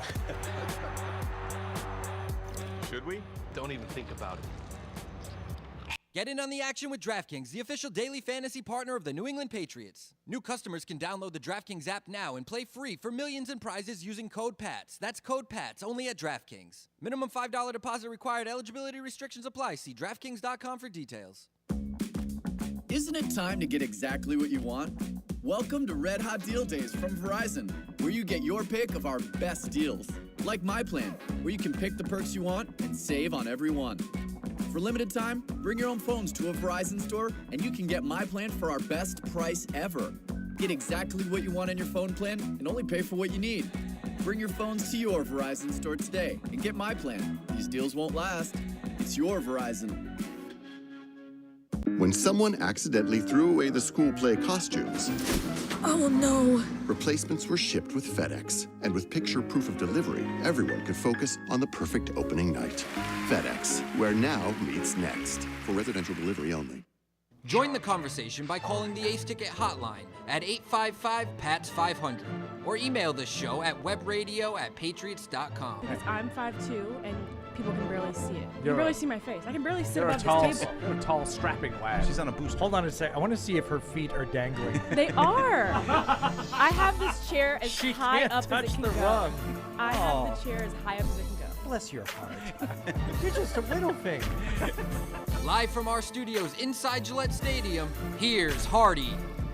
All right, the cat is away, so the mice will play. Paul Perillo out doing his chin wag with the flagship station. So I want to ask you, Mike Dussault, as a man of music, a question I asked on the Twitter machine a couple of days ago. You can play one song from your favorite band for someone who has never heard that band before. The idea being, it's like, I'm really into these guys. I want to see if you like them. What song do you play? And you can give me a couple of different bands if you want. Yeah, to. sure. Because I'm putting you on the spot. I know, here. everyone makes fun of me because I like Led Zeppelin, but I do like Led Zeppelin. So I don't know from Led Zeppelin. Like your kids, maybe you wanted to play them their first Led Zeppelin song. What song do you play for well, them? probably Immigrant Song, which was what I did play. And Oh, they're God, big that's a fans terrible, of, terrible no, they choice. like What are it. you doing? Well, it was more of like they were listening before sports. Like they wanted something to get pumped up to. And I think they played Immigrant Song at the beginning of one of the Thor movies. So they were like vaguely. Oh, God. But Ragnarok. So, but I like Led Zeppelin 3 too. A lot of the acoustic stuff, Tangerine. That's one of my favorites. So I know I'm music. It's like I'm weird about it because like I like what I like, and I don't really care for people to tell me like that's terrible. Like I'm just like I don't really care what people think. Like this is one thing where I'm like I just want to like the music that I like. I don't need to like go around and hear everyone's opinion on what I like. So I thank you for the question. But that's it. No, I don't. But you're not gonna. But you're not gonna answer beyond Immigrant Song. Well, no, I would say Tangerine for Zeppelin. But let me think Okay. of my other bands of. Well, can you give me one of your examples? Like, what would you have? That's something cool for a music guy that would. Okay, you don't have to do that. Well, you have. Yeah, I know whatever you're gonna come up with. I'm gonna be like, that's That's great. That's great because you'll have something good. You do music all the time. Well, I mean, I would go pretty milquetoast. I think I would, and this is not my favorite band, but this is just one that I thought of. If somebody had never heard Stone Temple Pilots, I would play them Interstate Love Song. I love that song. I mean, that's just, if you don't like that song, then you just don't like things. It's one of my all-time favorite songs. See, I knew you would pick a great one, and that song always takes me back to driving home from after graduating high school. That specific moment in my life, which is just one of the best times in your life. You got your whole future ahead of you. Your high school's behind you, and love that song. You guys play it all the time on your show, right? That's the last song we played to end the show. Like, the Felger Maz, they play Eminence Front at the end of their, and I love the Who. But if you're asking, Glorified G too, don't they? At the top of every hour. That one hurt. They've killed that song. But for me, I love the Who, and I guess I would. But you've never heard the Who? I would probably play Bobo O'Reilly. Yeah. I would say, okay, now this is, obvious. I thought that was Teenage Wasteland. Don't do that. You're gonna get me upset. It's a little music, a little music talk there. Yeah. No, that's a good one. I mean, I could. Beastie Boys is tough. What do you do? Do you do something from Paul's Boutique? Yeah, you don't want to scare them off. Do you go something a little more palatable? Maybe. They're all over the place. So like you do Sabotage, and they think like, is it a rock band? They don't really know what it is. You know what I would do? Intergalactic. I think I'd go Root Down from Sabotage. I think I'd play Root Down and say this is kind of what Beastie Boys are all about. And then really start broadening the horizons. I got the license to ill through my Columbia House Tape Club, which I'm sure you probably did. You get like 12 tapes for a penny, and then you have to buy like 7 more for $50 over the next year, whatever it was. But yeah, I wore that one out. That's a good one. License to Ill, classic. And also for impressionable young ears, I don't know how old you were when you got that thing. 13, 12, 13, Oh, 14. you learned a few things about life, didn't you? Indeed. All right. Well, this was good. You got to fight for your right to party. That was my biggest takeaway. You got to fight for it. No one's going to give you your right to party. Well, yes. Did I also tell you that I just very recently realized that License to Ill was a pun on License to Kill? That's probably what was at the top of my head when you brought it up. Yeah. All right. Josh in Arizona. What do you got, Josh? Gentlemen, how are we doing today? Excellent. Hey, Thanks Josh. for joining us here on the Patriots Pregame Show, fueled by Dunkin. Also, a reminder, Josh, just bear with me for a moment. Kick off your week with free coffee Mondays. That's tomorrow, every Monday from now until October 30th. It's my daughter's birthday. Dunkin' Rewards members can get a free medium hot or iced coffee with purchase. Nothing beats Dunkin' Rewards. America runs on Dunkin'. Limit 1 per member per Monday. Exclusions, additional charges, and terms may apply. Participation may vary. Limited time offer. Now, Josh, please. Thank you for waiting. Well, first, happy birthday to your daughter. Thank you. Yes, 29 Number days. 2, I love the shout out on Paul's Boutique. I did not think you guys were going to come up with that. That's amazing. We can go real deep on that if you want to, but that's probably for a different show. I'm loving that. Okay. And I got a shout out for for a Led Zeppelin favorite for When the Levee Breaks. Oh, that's a great one too. Ooh, Love that one. That's not bad. Beyond all of this wonderful musical discussion, 12 personnel. I called week 1 and was mystified by the fact that it was missing. It was missing from the offense. And I did not understand why we had 5 wide receivers on the field when we have the worst wide receiving core in the NFL. You don't accentuate what you don't do well. And it looked like, to me anyways, in week 3, they figured that out. And I looked at some stats. It looked like they were running 23% of the offense was run with 3 tight ends on the field, which I thought was awesome. Go ahead, I'm sorry. No, go on. There was an uptick in the rushing production. I think that Mac needs another week to get comfortable with that look. And then you'll start seeing a little bit more play action opening up off of the run. I think that Zeke is extra pumped for today to come back and play against his old team. So I like our chances today. I know by and large across social media and mass media that they're probably being picked against, but I like our chances. Not around here. And I would love to see that 12 personnel really open up some deeper, a more effective deeper passing game for the Patriots. All right. Thanks, Josh. Appreciate it. Yeah, Paul, a lot of the back in. picks around here, I've been surprised with how many people have been on the Patriots to win this game outright today. Yeah, a lot of the local writers are bullish on the Patriots' Yeah. chances today. I am too. I feel like if you're going to be bullish, this is when you got to be bullish early on in the season when you still, have some kind of feeling of something unexpected could be coming. But I agree with Josh's call. I pulled up some of the numbers just for those interested. The top personnel offensive package has been 11 personnel, so 3 wide receivers, 50% of the plays. But number 2 wide receivers, 30%. So it certainly is spiking over what it was last year, and I think it could continue. We talk a lot about Gesicki, getting him more involved. But He's I a would good just piece. ask, what did you see last week about the packages that they used that excited you other than the 60-yard coverage breakdown? Right. It's not like he said that they changed their personnel groupings starting last week. Well, okay. To what end? They scored 13 points. So they went from 3 touchdowns in the first game to 2 touchdowns and a field goal in the second game to 1 touchdown and 2 field goals in the third game. We're not going in the right direction. You know what I mean? So you can use the whatever the personnel package that you want, that you choose. Bottom line is whatever they go with has to be better. Yeah. What I really loved about the Pharaoh Brown touchdown was the way they set it up. And I'm not sure, Matt Patricia does that same thing. I love the way he set that up. By going back a week, probably. Yes, Yep. absolutely, Mike. I think by sort of showcasing that a little bit and then going back to it and then pounding away with run, and then here we go. We're gonna take a shot. Especially get a touchdown out of it because and you get a big play touchdown out of it, which they sorely needed at a game that, was going to be decided by 1 touchdown. Yeah, and I should say that came out of, I think, 3 tight end sets. Yes, that's what I'm talking about. So that was, so that's even just 10%, but that's the third most they played. So they've really been a 11 and 12 team. But I just don't know what you saw last week that was so, No, it's probably just what's your personal preference for where you think the potential lies for this team, and is it Gesicki? Is it trying to change the pace a little bit? Is it trying to be a little bit more unpredictable? It seems like with Zeke and Mondre, they've gotten away from that third down back. They seem like they just want a big power back who has a little bit of catching ability to play all 3 downs. Maybe I don't know if that they want that. That's what they're stuck with right now. But I don't know. We'll see. We'll see what they come out with today. Let's go to what do you need, Deuce? I can get that plug. Okay, Deuce gonna get a plug. I hooked him up. All right. We're going to talk to Ravi in California. What's up, Ravi? Hey, how you guys doing? Good. Quick question. All right, let me turn off my audio. Sure.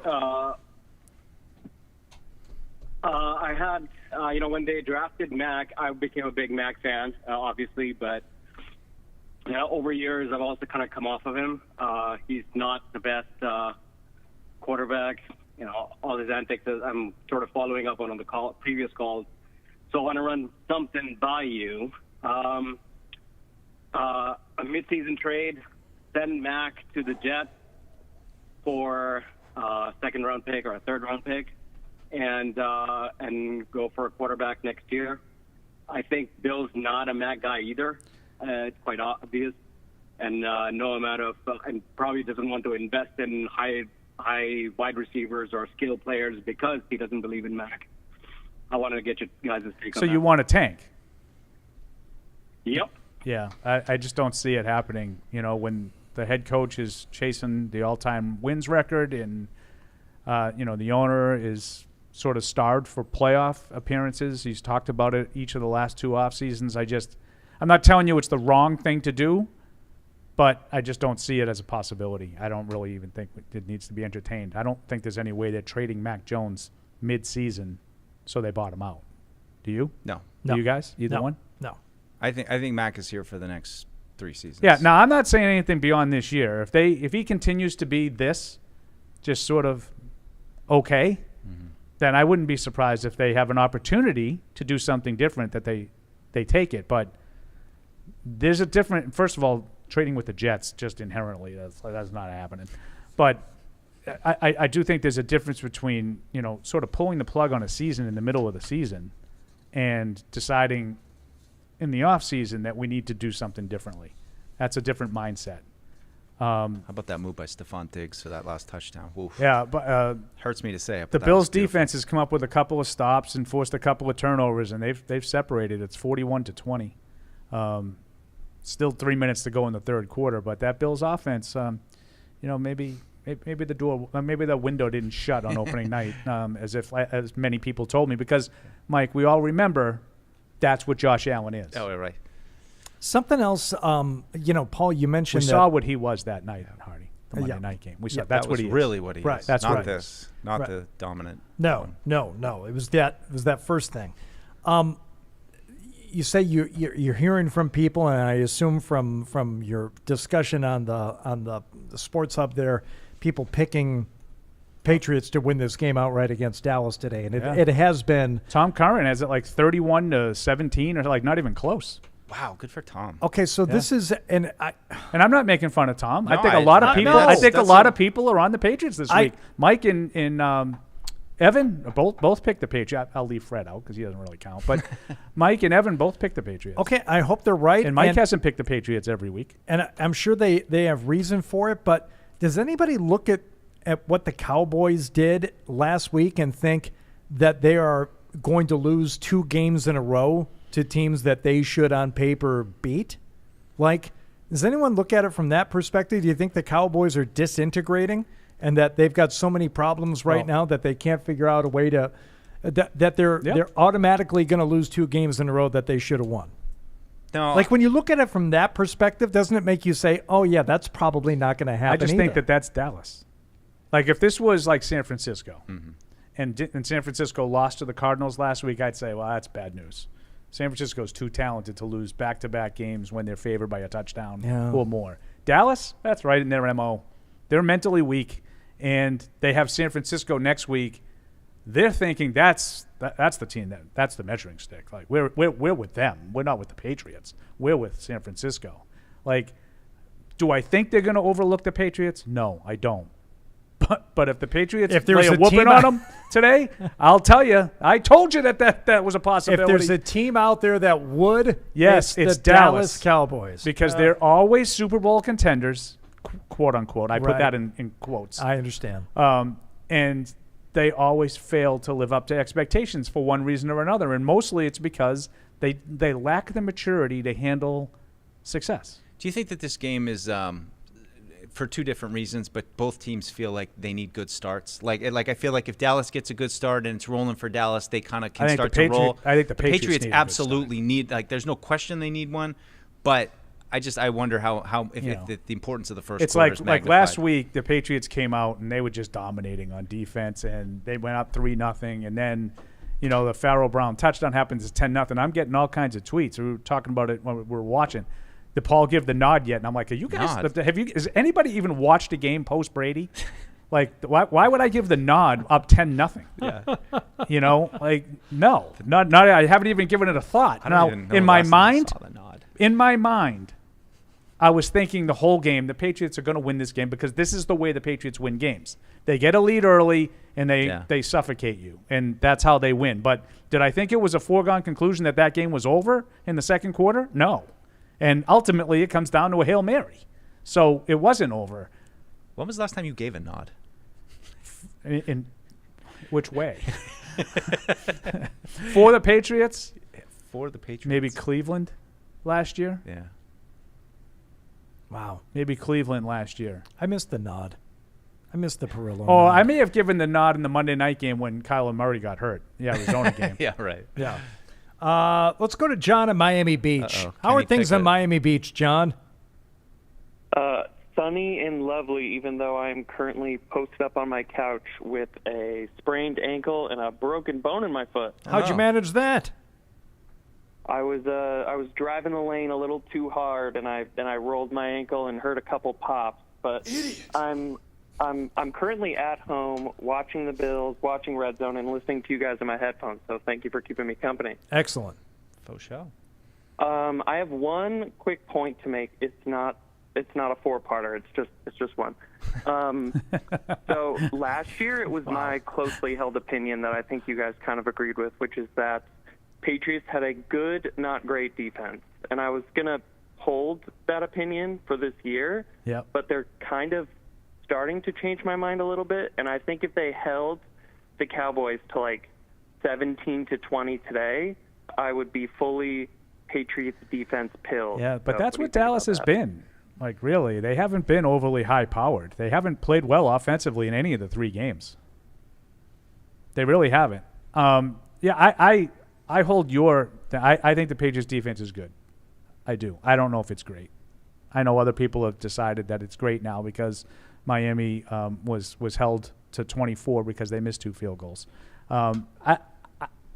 Maybe they are. Maybe they are great. I don't see great. I see good. I love Gonzalez. I think he's given the secondary sort of a different dimension. But I guess I got to see more. I guess I'm maybe holding out a little bit. Maybe I'm being stubborn. What do you think, Deuce? I might be being stubborn. That certainly wouldn't be the first time. I was going to start another conversation, but I let. All right. let Do you the think conversation- they're great? No, I don't. But I think like I wonder what you would pick between a very good defense that's good all around and has good players, or an okay to subpar defense with a couple star players. You know, like the Patriots have a lot of good guys, but it's almost like when you come down to the playoffs, the defense is kind of a wash. Like, you know, like you can play defense, but what you really need in the playoffs are a couple players who can change games, right? And like even if you have a good defense, you need one of those players to like step up. And I think it's really hard to be a great defense without I saw Brady talk one or about two real something impact like that. players. Because you see all those games, you know, the defenses are done toward the end of those games, those big games, because the offenses have figured it out and they're just rolling. John, thanks for the call. I appreciate it. Take care of that leg, ankle, foot thing. What did he say? How did he do He's it? driving the lane. He's driving the lane a little too basketball. hard. Okay, Heard I something gotcha. pop. Yep.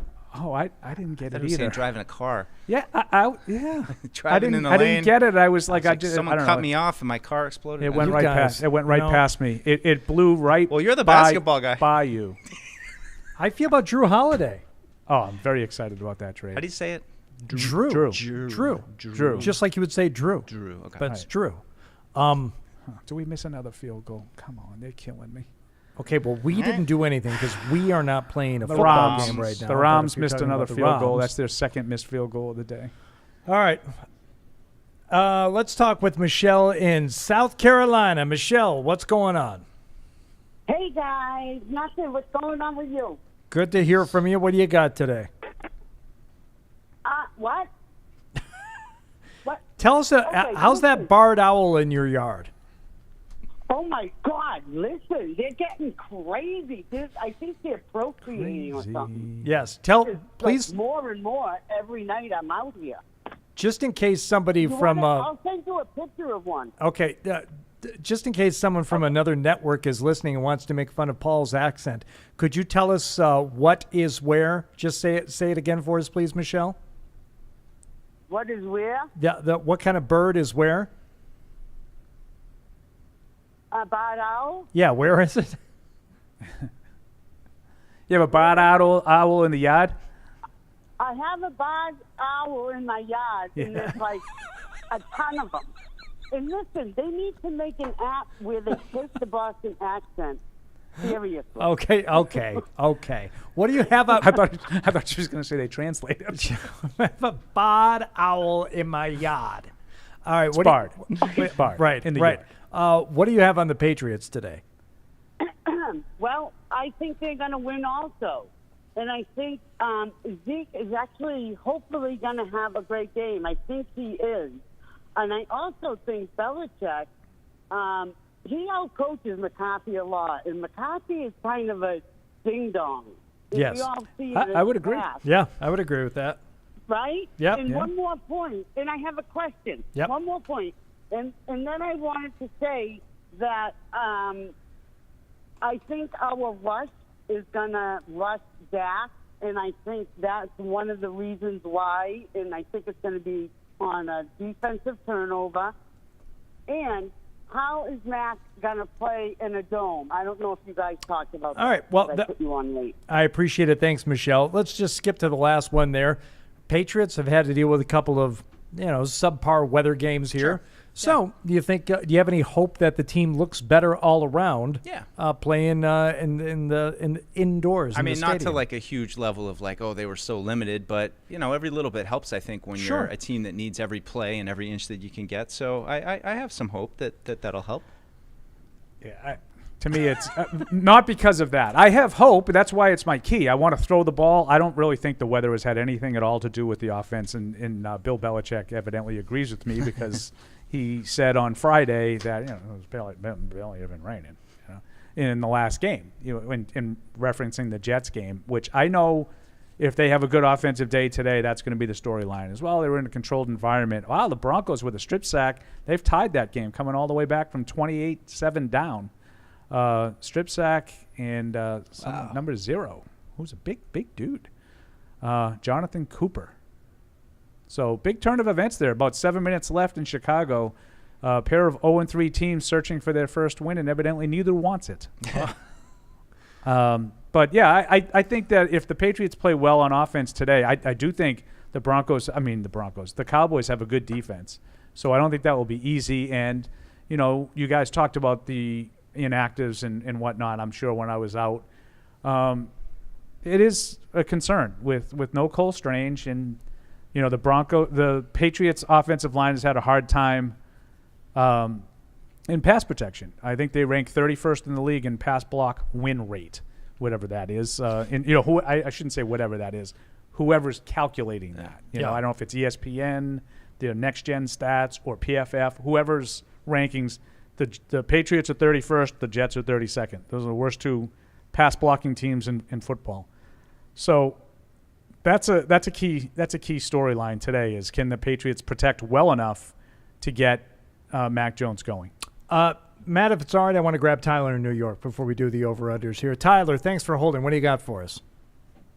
Hey, I was wondering why Will Grier is not active today. With the emergency quarterback rule, can't we carry a third quarterback on the roster for free? Yes, so that's why him. Is he not active? It's Will Grier is the third emergency quarterback. But he's inactive today. You're inactive when you're the third emergency quarterback. Yeah, it's just kind of. Is that how that works? It's just a designation. Yeah, it's just like last week. Yep. Okay, cool. Thank you. Yeah. All right, good. Yep. Yeah, that was easy. Yeah. See, glad we did that. Usually, I don't have the answer. We didn't really just do. mention the inactives. Not a lot of surprises. Does the show just end when I leave? Matt, we were on an talked about important the Beastie Boys. God. And Led Zeppelin. Well, we already talked about Jonathan Jones and Cole Strange. Will Grier is the third quarterback, and Keyshawn Boutte, Tyrone Wheatley are the two inactives. Say that again, please, from the top. Jay Jones, Cole Strange, Keyshawn Boutte, Tyrone Wheatley, and Will Grier will be the third quarterback. For the Cowboys, all of their offensive linemen except Tyron Smith are active. So I know that there was some speculation this morning that those guys were going to be good to play. Devon Godshaw is active. That's a good sign. We'll see how long he can go. Barmore and Godshaw both active. So Patriots, the Jonathan Jones injury is significant, but I think otherwise you're okay. They got their guys. I think Mafi finished the game last week for Strange. I don't really think there's a huge difference there. I really don't. And that's a whole other conversation as well. Yeah, that's more of a midweek conversation. Meanwhile, my Rams are poised to blow that lead, which I'm not happy with. Well, hopefully it won't happen during over-unders and spoil the segment. Let's go. It's time for this week's edition of Over-Unders. You're over me? When were you under me? All right, what happened last week? Where do we stand on the season, Matt? Mike and Paul both went 4-2 last week. Hardy 2-4, bringing the season totals to Mike and Paul 9-9, Hardy 8-10. Oof, not good. Not good, man. We all got to pick it up. We do. Can't be sub 500. 9-9 is not going to get the job done. I was maybe a little too sporting last week. The action is the juice, so I got to be a little smarter this week. All right, let's go. What do we got? Mac Jones passing yards 214.5. They talked a good game this week. I'm going to say over. Yeah, I got to stick with my key. Over. I also am going over. They can play poorly and still get over 214.5. That's okay. That's probably true. Dak Prescott passing yards 234.5. Oh, I will take the over of that as well. 234.5. Yeah, I think the Cowboys need to get more than that out of their passing game. They do, but sticking with my key, I'm going to have to go under. So I will go under on that.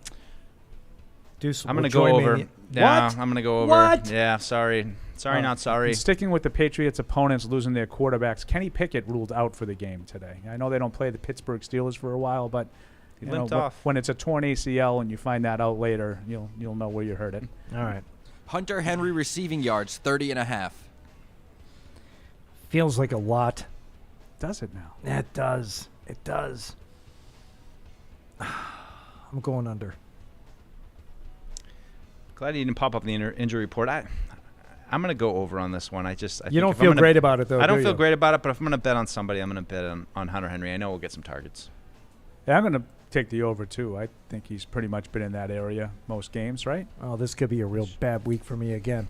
CeeDee Lamb receptions, 5.5. 5.5. Starting with Deuce. That's a lot, but they don't have a lot, so I'm going to say I'm going to go over on that one. I'm going to take the under because I think the Patriots will do their best to make sure that they go somewhere else. But I'll take the under. Yeah, I don't know, Jim. Jeez. Yeah, I think they're going to do a good job on CeeDee Lamb. I'll go under. The largest lead of a game between either team, 14.5. That is you, Paulie Paul. Big one. I'm going to say under. Yeah, going under as well. Yeah, we're all under on that one. And the total score, 42.5. That is under for me. I haven't done my math yet for what my score prediction. You know what? I think it's going to be over, though. I'm going to go over. Yeah, I'm going to take the over as well. Oh, this could be bloody. Okay, all right. Well, bloody. Season could be over for me in terms of over-unders after today, so whatever. Oh, come on, Hardy. No, I had a good time. It's I had week 4. Good time hanging with you guys. We're almost a quarter of the way through this season. I will just like anchor and host this segment for you two. If I have another bad week, I'll just sit think here you're and doing keep track great, for you. Hardy. Well, I think no, you're it's doing fine. great. I'm proud of It's you. fine. It's fine.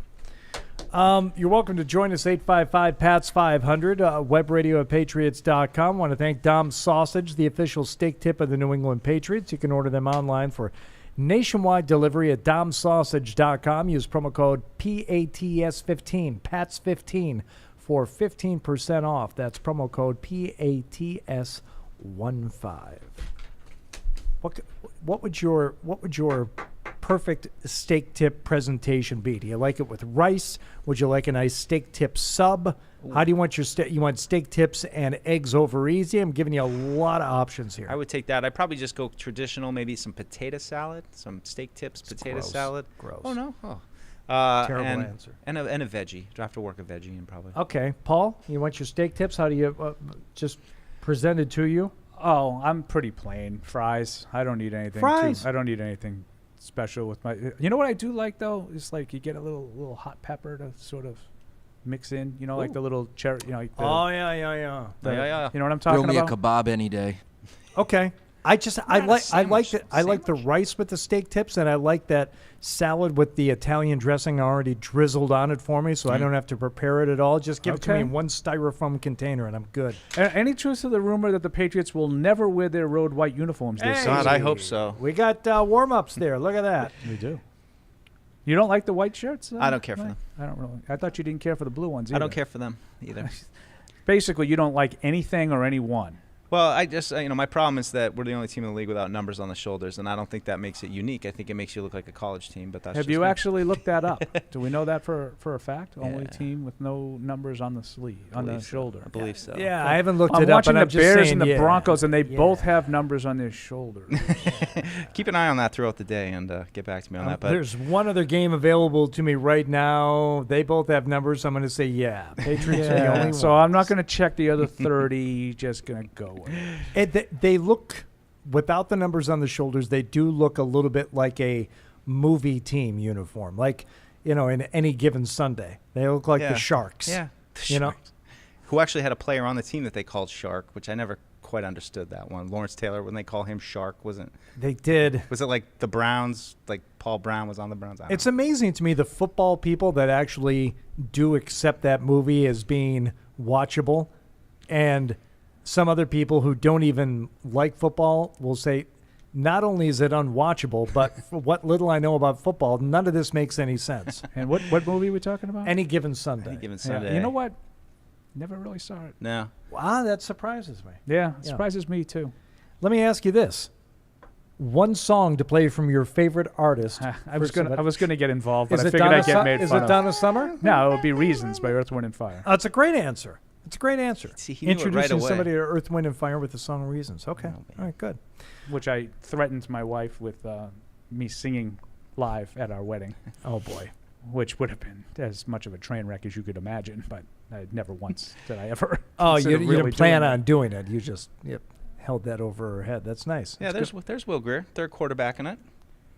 Does he get to warm up at anything? Is there any kind of stipulations of what you can and can't do as the third quarterback before the game? He gets to warm up. You can't. I mean, touch right the now he football? gets to stand around and hug the stop Cowboys, his former fraternizing teammates, with the enemy. which What do may you- or may not be why he's here in the first place. Nothing. How do we generally feel, Mike Dussault, yes. Paul Perillo, about teammates, former teammates going back and playing their former team? Ezekiel Elliott, Will Greer. Do we feel this is an overrated or underrated point and talking point in these games? I think it depends on the player, and I think Zeke was kind of on the cusp. Like, I do think Zeke is worthy, and I believe they're going to do something for him. But you have to be like an all-time guy, like he couldn't have just been there for a couple of years.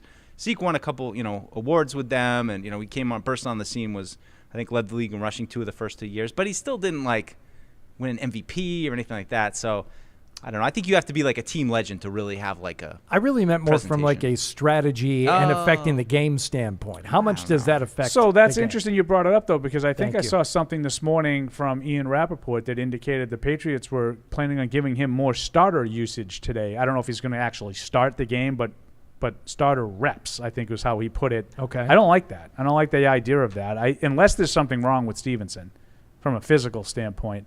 But I thought he was the better of the two last week. I think I said this a little bit during the course of the week. I thought it was also just a little misleading. I thought he had a couple of chunk runs in obvious passing situations. Mm-hmm. One on a 3rd and 16, I think he ran for 12 yards. And then one on the first play of a 2-minute drill when you got, everybody's playing pass, and he ran a draw for I think 14 yards. So big chunk of his yards came get 3 in over obvious passing situations. Now, the other runs, he was better than Stevenson. He was more productive than Stevenson last week. Would not argue that. I think if the Patriots offense is going to get to a level that we haven't seen yet, Stevens is going to be a part of that. Yeah. I'm not sure that Elliott gets them to that. Now, today, you banking on that emotion, Hardy? What do you think? I think it's to carry him through? I think for the most part it's kind of overrated in terms of what effect they're going to have on the game. I think emotionally, I'm sure it means something for Elliott especially, but in terms of actually affecting how the game is played, what information they're able to hand over. It's hard. I just always find myself wondering, what does Will Greer realistically know about what the Cowboys wanted to do against New England this week? And I know that not all teams are as game plan oriented as the Patriots are, where it's it could be something totally different that they're getting ready to do. It's a little information, sure. This is how they want to play, but ultimately the game is won on the field by the players. Yeah. It's not, we know this or that. I just don't know how much you could possibly know that could really give you. Will Greer could know plenty. Elliott, I agree with you. He wasn't there throughout the summer and whatnot. But, yeah, I think those things are largely overrated. I agree with Mike. So you thought you had a good waking up and watching football this morning at 9:30. Imagine being Jake in Australia, where he's going to watch kickoff of the Patriots and Cowboys a little after 7 a.m. Monday morning. Oh, that'd be fun. How about that, Jake? Do I have the time right there? Yeah, you're pretty bang on. It's 6:30 a.m. Yep. And now I want steak tips. Oh, with some eggs? That'd be delightful. Some dorms. Oh, my God. Oh, that'd So be good. lovely breakfast before work. Yeah. What do you got on the game today, Jake? I've got, if Juju's no good today, we need to bring Booty back in. I wonder if Juju is feeling the need to do something to kind of make his presence known a little bit more. If he's doing all he can based on how his knee is behaving, that's something else entirely. But if he feels like he hasn't performed up to what he can do physically, I wonder if he's feeling some pressure to do that. So, yeah, that'll be the thing to see after the game, if he's actually used or not, and if it's worth bringing Booty in, or unless Booty's been dropped again because he's still not getting his feet inside the line. Yeah. Yeah, I mean, I think he's just buried on the depth chart right now. I mean, I don't think there's really like anything specific about Booty or that. I just think that's who he is right now. I think it'll be interesting to see if Thornton comes back and when he comes off that's IR. The question, Paul. Right? You know, if they go with an extra receiver or if someone else doesn't play. Mm-hmm. Yeah. Not Pharaoh Brown, I hope. All right, Jake, do they have steak tips? Do you have steak tips in Australia? Yes, we do. Wow. You know what? That's another reason for me to go there. All right. I'm planning my trip, Jake. Thanks for the call. We appreciate you, buddy. Never been. You ever been? Australia? Yeah. No. The Bears, no, I have never been to Australia. The Bears are going to end up losing that game. They just went for a 4th and 1, well within field goal range at like the 20. They got stuffed. Now there's like 3 minutes left. Plenty of time for Denver to go down and win the game. Who's that doing face palm? Was that that wasn't the Broncos owner, was it? So, I'm sure it's the Bears owner. Yeah. Let's probably go. one of the McCaskies. Josh in Arizona, you got something else for Paul? What is it, Josh? Paul went at me for what made me excited about the fact that we were going more 12 personnel or 2 or 3 tight end sets. I got a question for Paul. Uh-oh. Paul, you said, what made me excited about week 3? Why was I excited about that game? I'm going to give you 3 guesses in terms of why I was excited about that game. Go ahead. I don't know if Paul's going to play your reindeer game. Christian Gonzalez's performance on Garrett Wilson. We won. I'm trying to come up with 3 things. Look at that. There we go. We won. Okay. That's why I was excited. An offense's game plan isn't always to put up 50 points a game. Okay, well, Bill Belichick disagrees with you. He was very upset about their offense. The highest time of possession game that we had. Yeah, And that's because the defense dominated the game. You didn't have a high time of possession because you played 3 tight ends. Put up 40 points a week because we don't have that kind of offensive pop. Do you have enough pop to put up more than 13? We need to control time of possession. No, you don't. No, you don't. That's a fallacy. You don't. You need to score points. That offensive powerhouse that's going to put. You need to score points. That's how you win games in the NFL. That's Bill Belichick said. Bill Belichick said himself, 15 points isn't going to win many games in the league. We have to be better. Come on, man. I'm just telling you what the coach said. Any team that you have to work with the personnel that you have. So you think they don't have any personnel to score more than 13 points? We don't have the wide receiving core to put up 40 points a game. I didn't say 40. There's a difference between 13 and 40, Josh. That's a big gap. You telling me they can't get in the 20s every game? You take the wins how you get them, brother. And I didn't say to be pissed off about the win, Josh. Try to listen. The offense isn't good enough to win when you score 13 points. That's not enough to win 9 games out of 10. You picked the one when you were playing a quarterback who doesn't belong in the league, and you won when you only scored 13 points. Bill Belichick said that will not be enough to win most weeks. I know a lot of teams in NFL history that have won plenty of games relying on their defense, and that's the team we Name the last one. Not a long I'll time. hang up and I'm wait. not gonna lie to you. Thanks. Okay. It's been a while. What was the last? I didn't say not to be excited about winning the game. I said, what made you excited about the personnel packages that they used last week that didn't work largely? That's what I asked. I didn't say give the win back. It was a good win. You know why it was a good win? Because your defense dominated.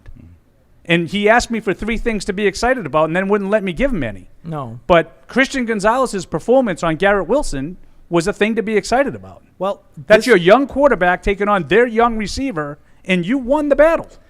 But he wasn't asking you what you were excited about. He said, I'm going to give you 3 guesses why I'm excited, and his whole reason was we won. Well, that's fine. And to that, I say the same thing I always say. Just check the scores on Monday. You don't even have to watch the games. You don't have to have any kind of feeling toward the team and their expectations and what you think they're going to do week in and week out. If all you care about is the win, then your life is probably much happier than mine. But I watched that game like a lot of people watched that game. Paul, as you pointed out, like the head coach watched that game and said, that's not good enough. I mean, listen, I say all the time, sometimes when Bill says stuff, you don't necessarily listen to what he says. You go by what he does. But when the coach says, we got to find a way to be more productive because 15 points isn't enough to win many games in this league, I don't know how you can take that any other way than at face value.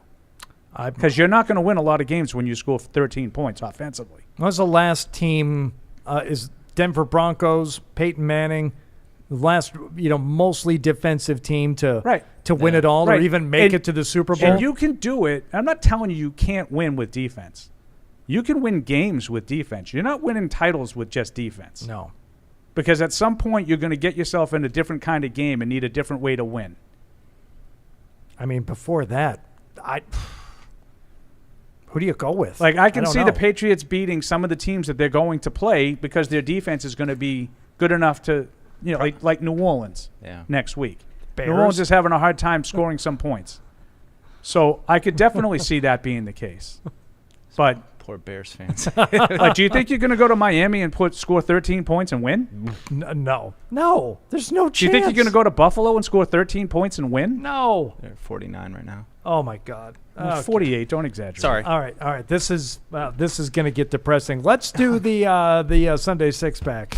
This is the Sunday six-pack, so kick back and listen to my position. I'm itching to get the picks back. You better bring a big stack. Get it mixed, Jack. I came to win it, yeah, this is the Sunday six-pack. All right, what happened last week? Where do we stand on the season? All right, last week, Mike, 4-1-1. Paul and Hardy, 3-2-1. Wow. I mean, it's pretty good, but not good enough to take down Deuce, who now has a season total of what? 10-3-2. Hardy 8-5-2, Paul 5-8-2. I mean, don't get me wrong, I'm doing very well. I think I should just quit. But maybe. Deuce is just running away with this thing. So happy and proud of him. Let's see what happens this week with our Chuckles 5-pack. All right. We got the 1-2 Las Vegas Raiders at the 1-2 Los Angeles Chargers, the LAC -5.5. The LAC minus, oh boy. Yeah, Jimmy G's out. Aiden O'Connell getting the start. The LAC. I like the LAC. I'm going to take them and lead those points.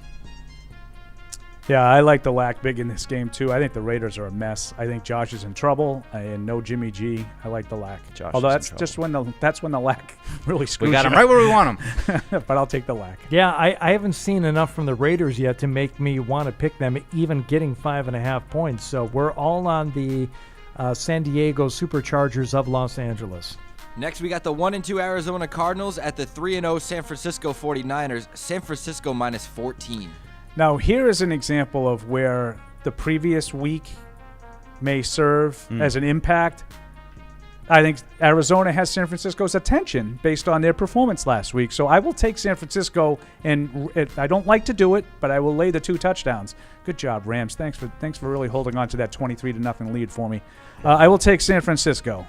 Oof. I can't and lay the 14. I can't do it. I can't lay 14 points. It's probably a good bet, but I'm going the other way. I'll take the Cardinals plus 14. It's a tough one. It's a good number, I guess, but I'm going to lay those points. Wow. For the team. I know. That makes me sad. Sunday Night Football, the 2-1 Kansas City Chiefs at the 1-2 New York Jets, KC -9.5. What are the Jets gonna do? What you gonna do? Under the triple spotlight of Sunday Night Football, the Kansas City Chiefs and Taylor Swift.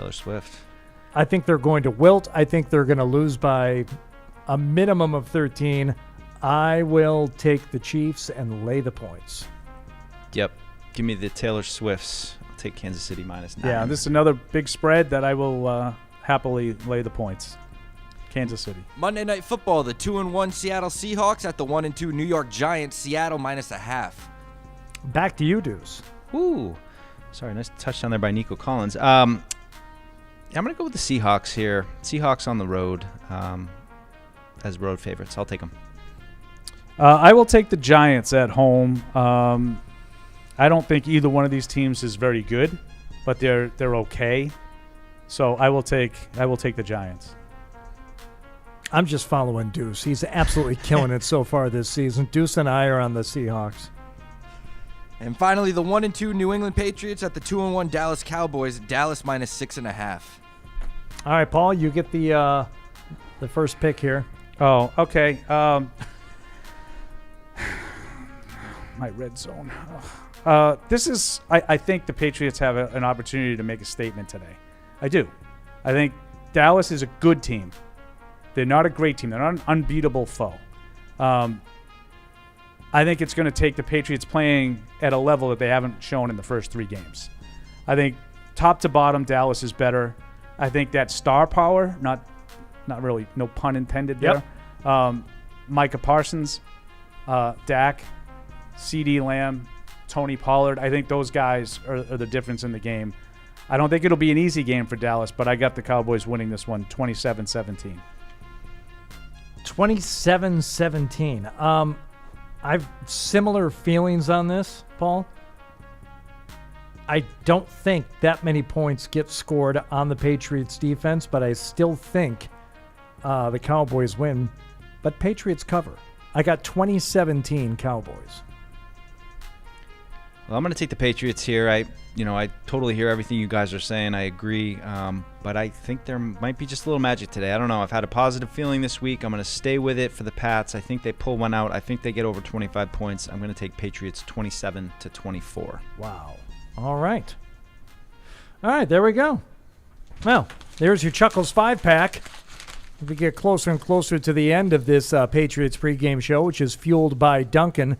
I want to thank the Massachusetts Office of Travel and Tourism. Great memories are made in Massachusetts, no matter how you choose to make them. Indoors or outdoors, scenic views or city vibes, solo or family style, whatever moves you, whatever the season, plan your perfect Massachusetts getaway at visitma.com. How do you feel about the Cowboys in general, just as an historically important team in the league? Were you a Cowboys fan ever in your life? Not really, but I mean, did you ever root for them? I mean, you're not old enough, Deuce, to be not like the 70s for like Cowboys, the Cowboys, but the 90s Steelers ones. thing. I like the closest I came was, my dad worked at Reebok. Emmett Smith was a Reebok guy, and during the Super Bowl, they did like a live ad where it was like this revolutionary thing where they took footage from the first half and put it in a commercial at halftime. How crazy! Yeah. So I don't know. I was kind of like rooting for the Cowboys a little bit there, but I don't hate the Cowboys. I know a lot of people just can't stand them, but I don't know. They don't really bug me all that much. Yeah, it's funny. I loved the Cowboys as a kid. I loved Roger Staubach. I loved watching them play. They always came from behind, and then you sort of get like Cowboys fatigue. Were you Cowboys or Steelers? Yeah, I always rooted for the Cowboys over You the were? Steelers Okay. because I really hated Pittsburgh. I understand. But, I wasn't Zoe, Right, so I didn't have right. that. So I really liked those teams, Drew Pearson, Staubach, those kinds of, Tony Dorsett. Then I grew to really, at the second iteration of their dynasty in the 90s, I hated those teams. Now, it's funny, I only rooted for them in those NFC Championship games against the Niners because I hated the Niners more. Wow. But, I certainly recognize greatness, and they were a great team. Great franchise, been one of the flagship franchises of the NFL for a long time. I just thought they were so fun to watch in the 90s, and I understand the personal disdain that a lot of people have for those teams, but that was some entertaining football. Yeah. Tre'Davious White might have an Achilles real quick, chiming in. Of course. One more thing about the uniforms, though, is Dallas, one of the dynasties. Like all the dynasties of the NFL, they're still in those uniforms, right? Not the Patriots. Patriots are the only team to win multiple Super Bowls that are no longer wearing the uniforms that they won those Super Bowls in. Looks like Mafi at left guard, by the way, and Vidarian Lowe again at right tackle. Here we go. According to Warmups from those in attendance, Evan Lazar, Mike Reese. Yeah, that's the fourth different starting combination here. I mean, it's a little bit of continuity, but I mean, just a little preview of Cole Strange. You wonder. They took him out the fourth quarter last game. He's been on the injury report with this knee injury all through the summer from like 20 minutes into the first padded practice. I think the speculation is just, do they just need to pull him out and let him get healthy? Is this a performance issue? Is it an injury issue? What exactly is going on there? Did he come back too soon? Should he have gone to IR and taken some extra time? It's just such one of those injuries that's just so weird. I remember when it happened to him and he wasn't down. He didn't get carted off. He was out there like kind of moving around, trying to like get loose, and it just seemed like, oh, this doesn't seem like a big deal. But here we are in week 4, and he's missing a game for it. So they got to figure out that left guard situation with Cole Strange and hopefully get him healthy and get him productive. Did I hear Bill Belichick heaping some praise on the Cowboys earlier this week and how the organization is run from the top on down? Did you guys hear that? Yeah. What do you make of that? Yeah, I don't know.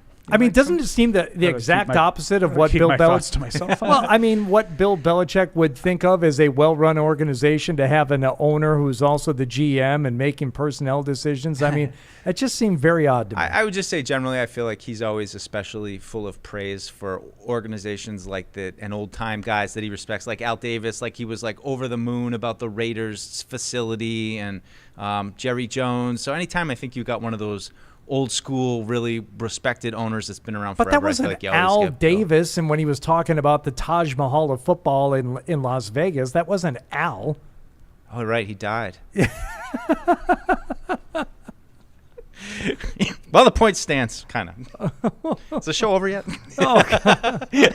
Okay, then let's do that. Let us invite you back for a very special episode. Of the Patriots Postgame Show, which will be the Dallas Postgame Show. See, they're playing Dallas today, so the episode happening today is the All right. Thank you all for listening and watching. We'll talk to you after the game. Thank you for downloading this podcast. Subscribe on Apple, Google Play, and everywhere else you listen. Like the show? Please rate and review us. Listener comments and ratings help keep us high in the podcast rankings so new listeners can find us. Be sure to check Patriots.com for more news and more podcasts.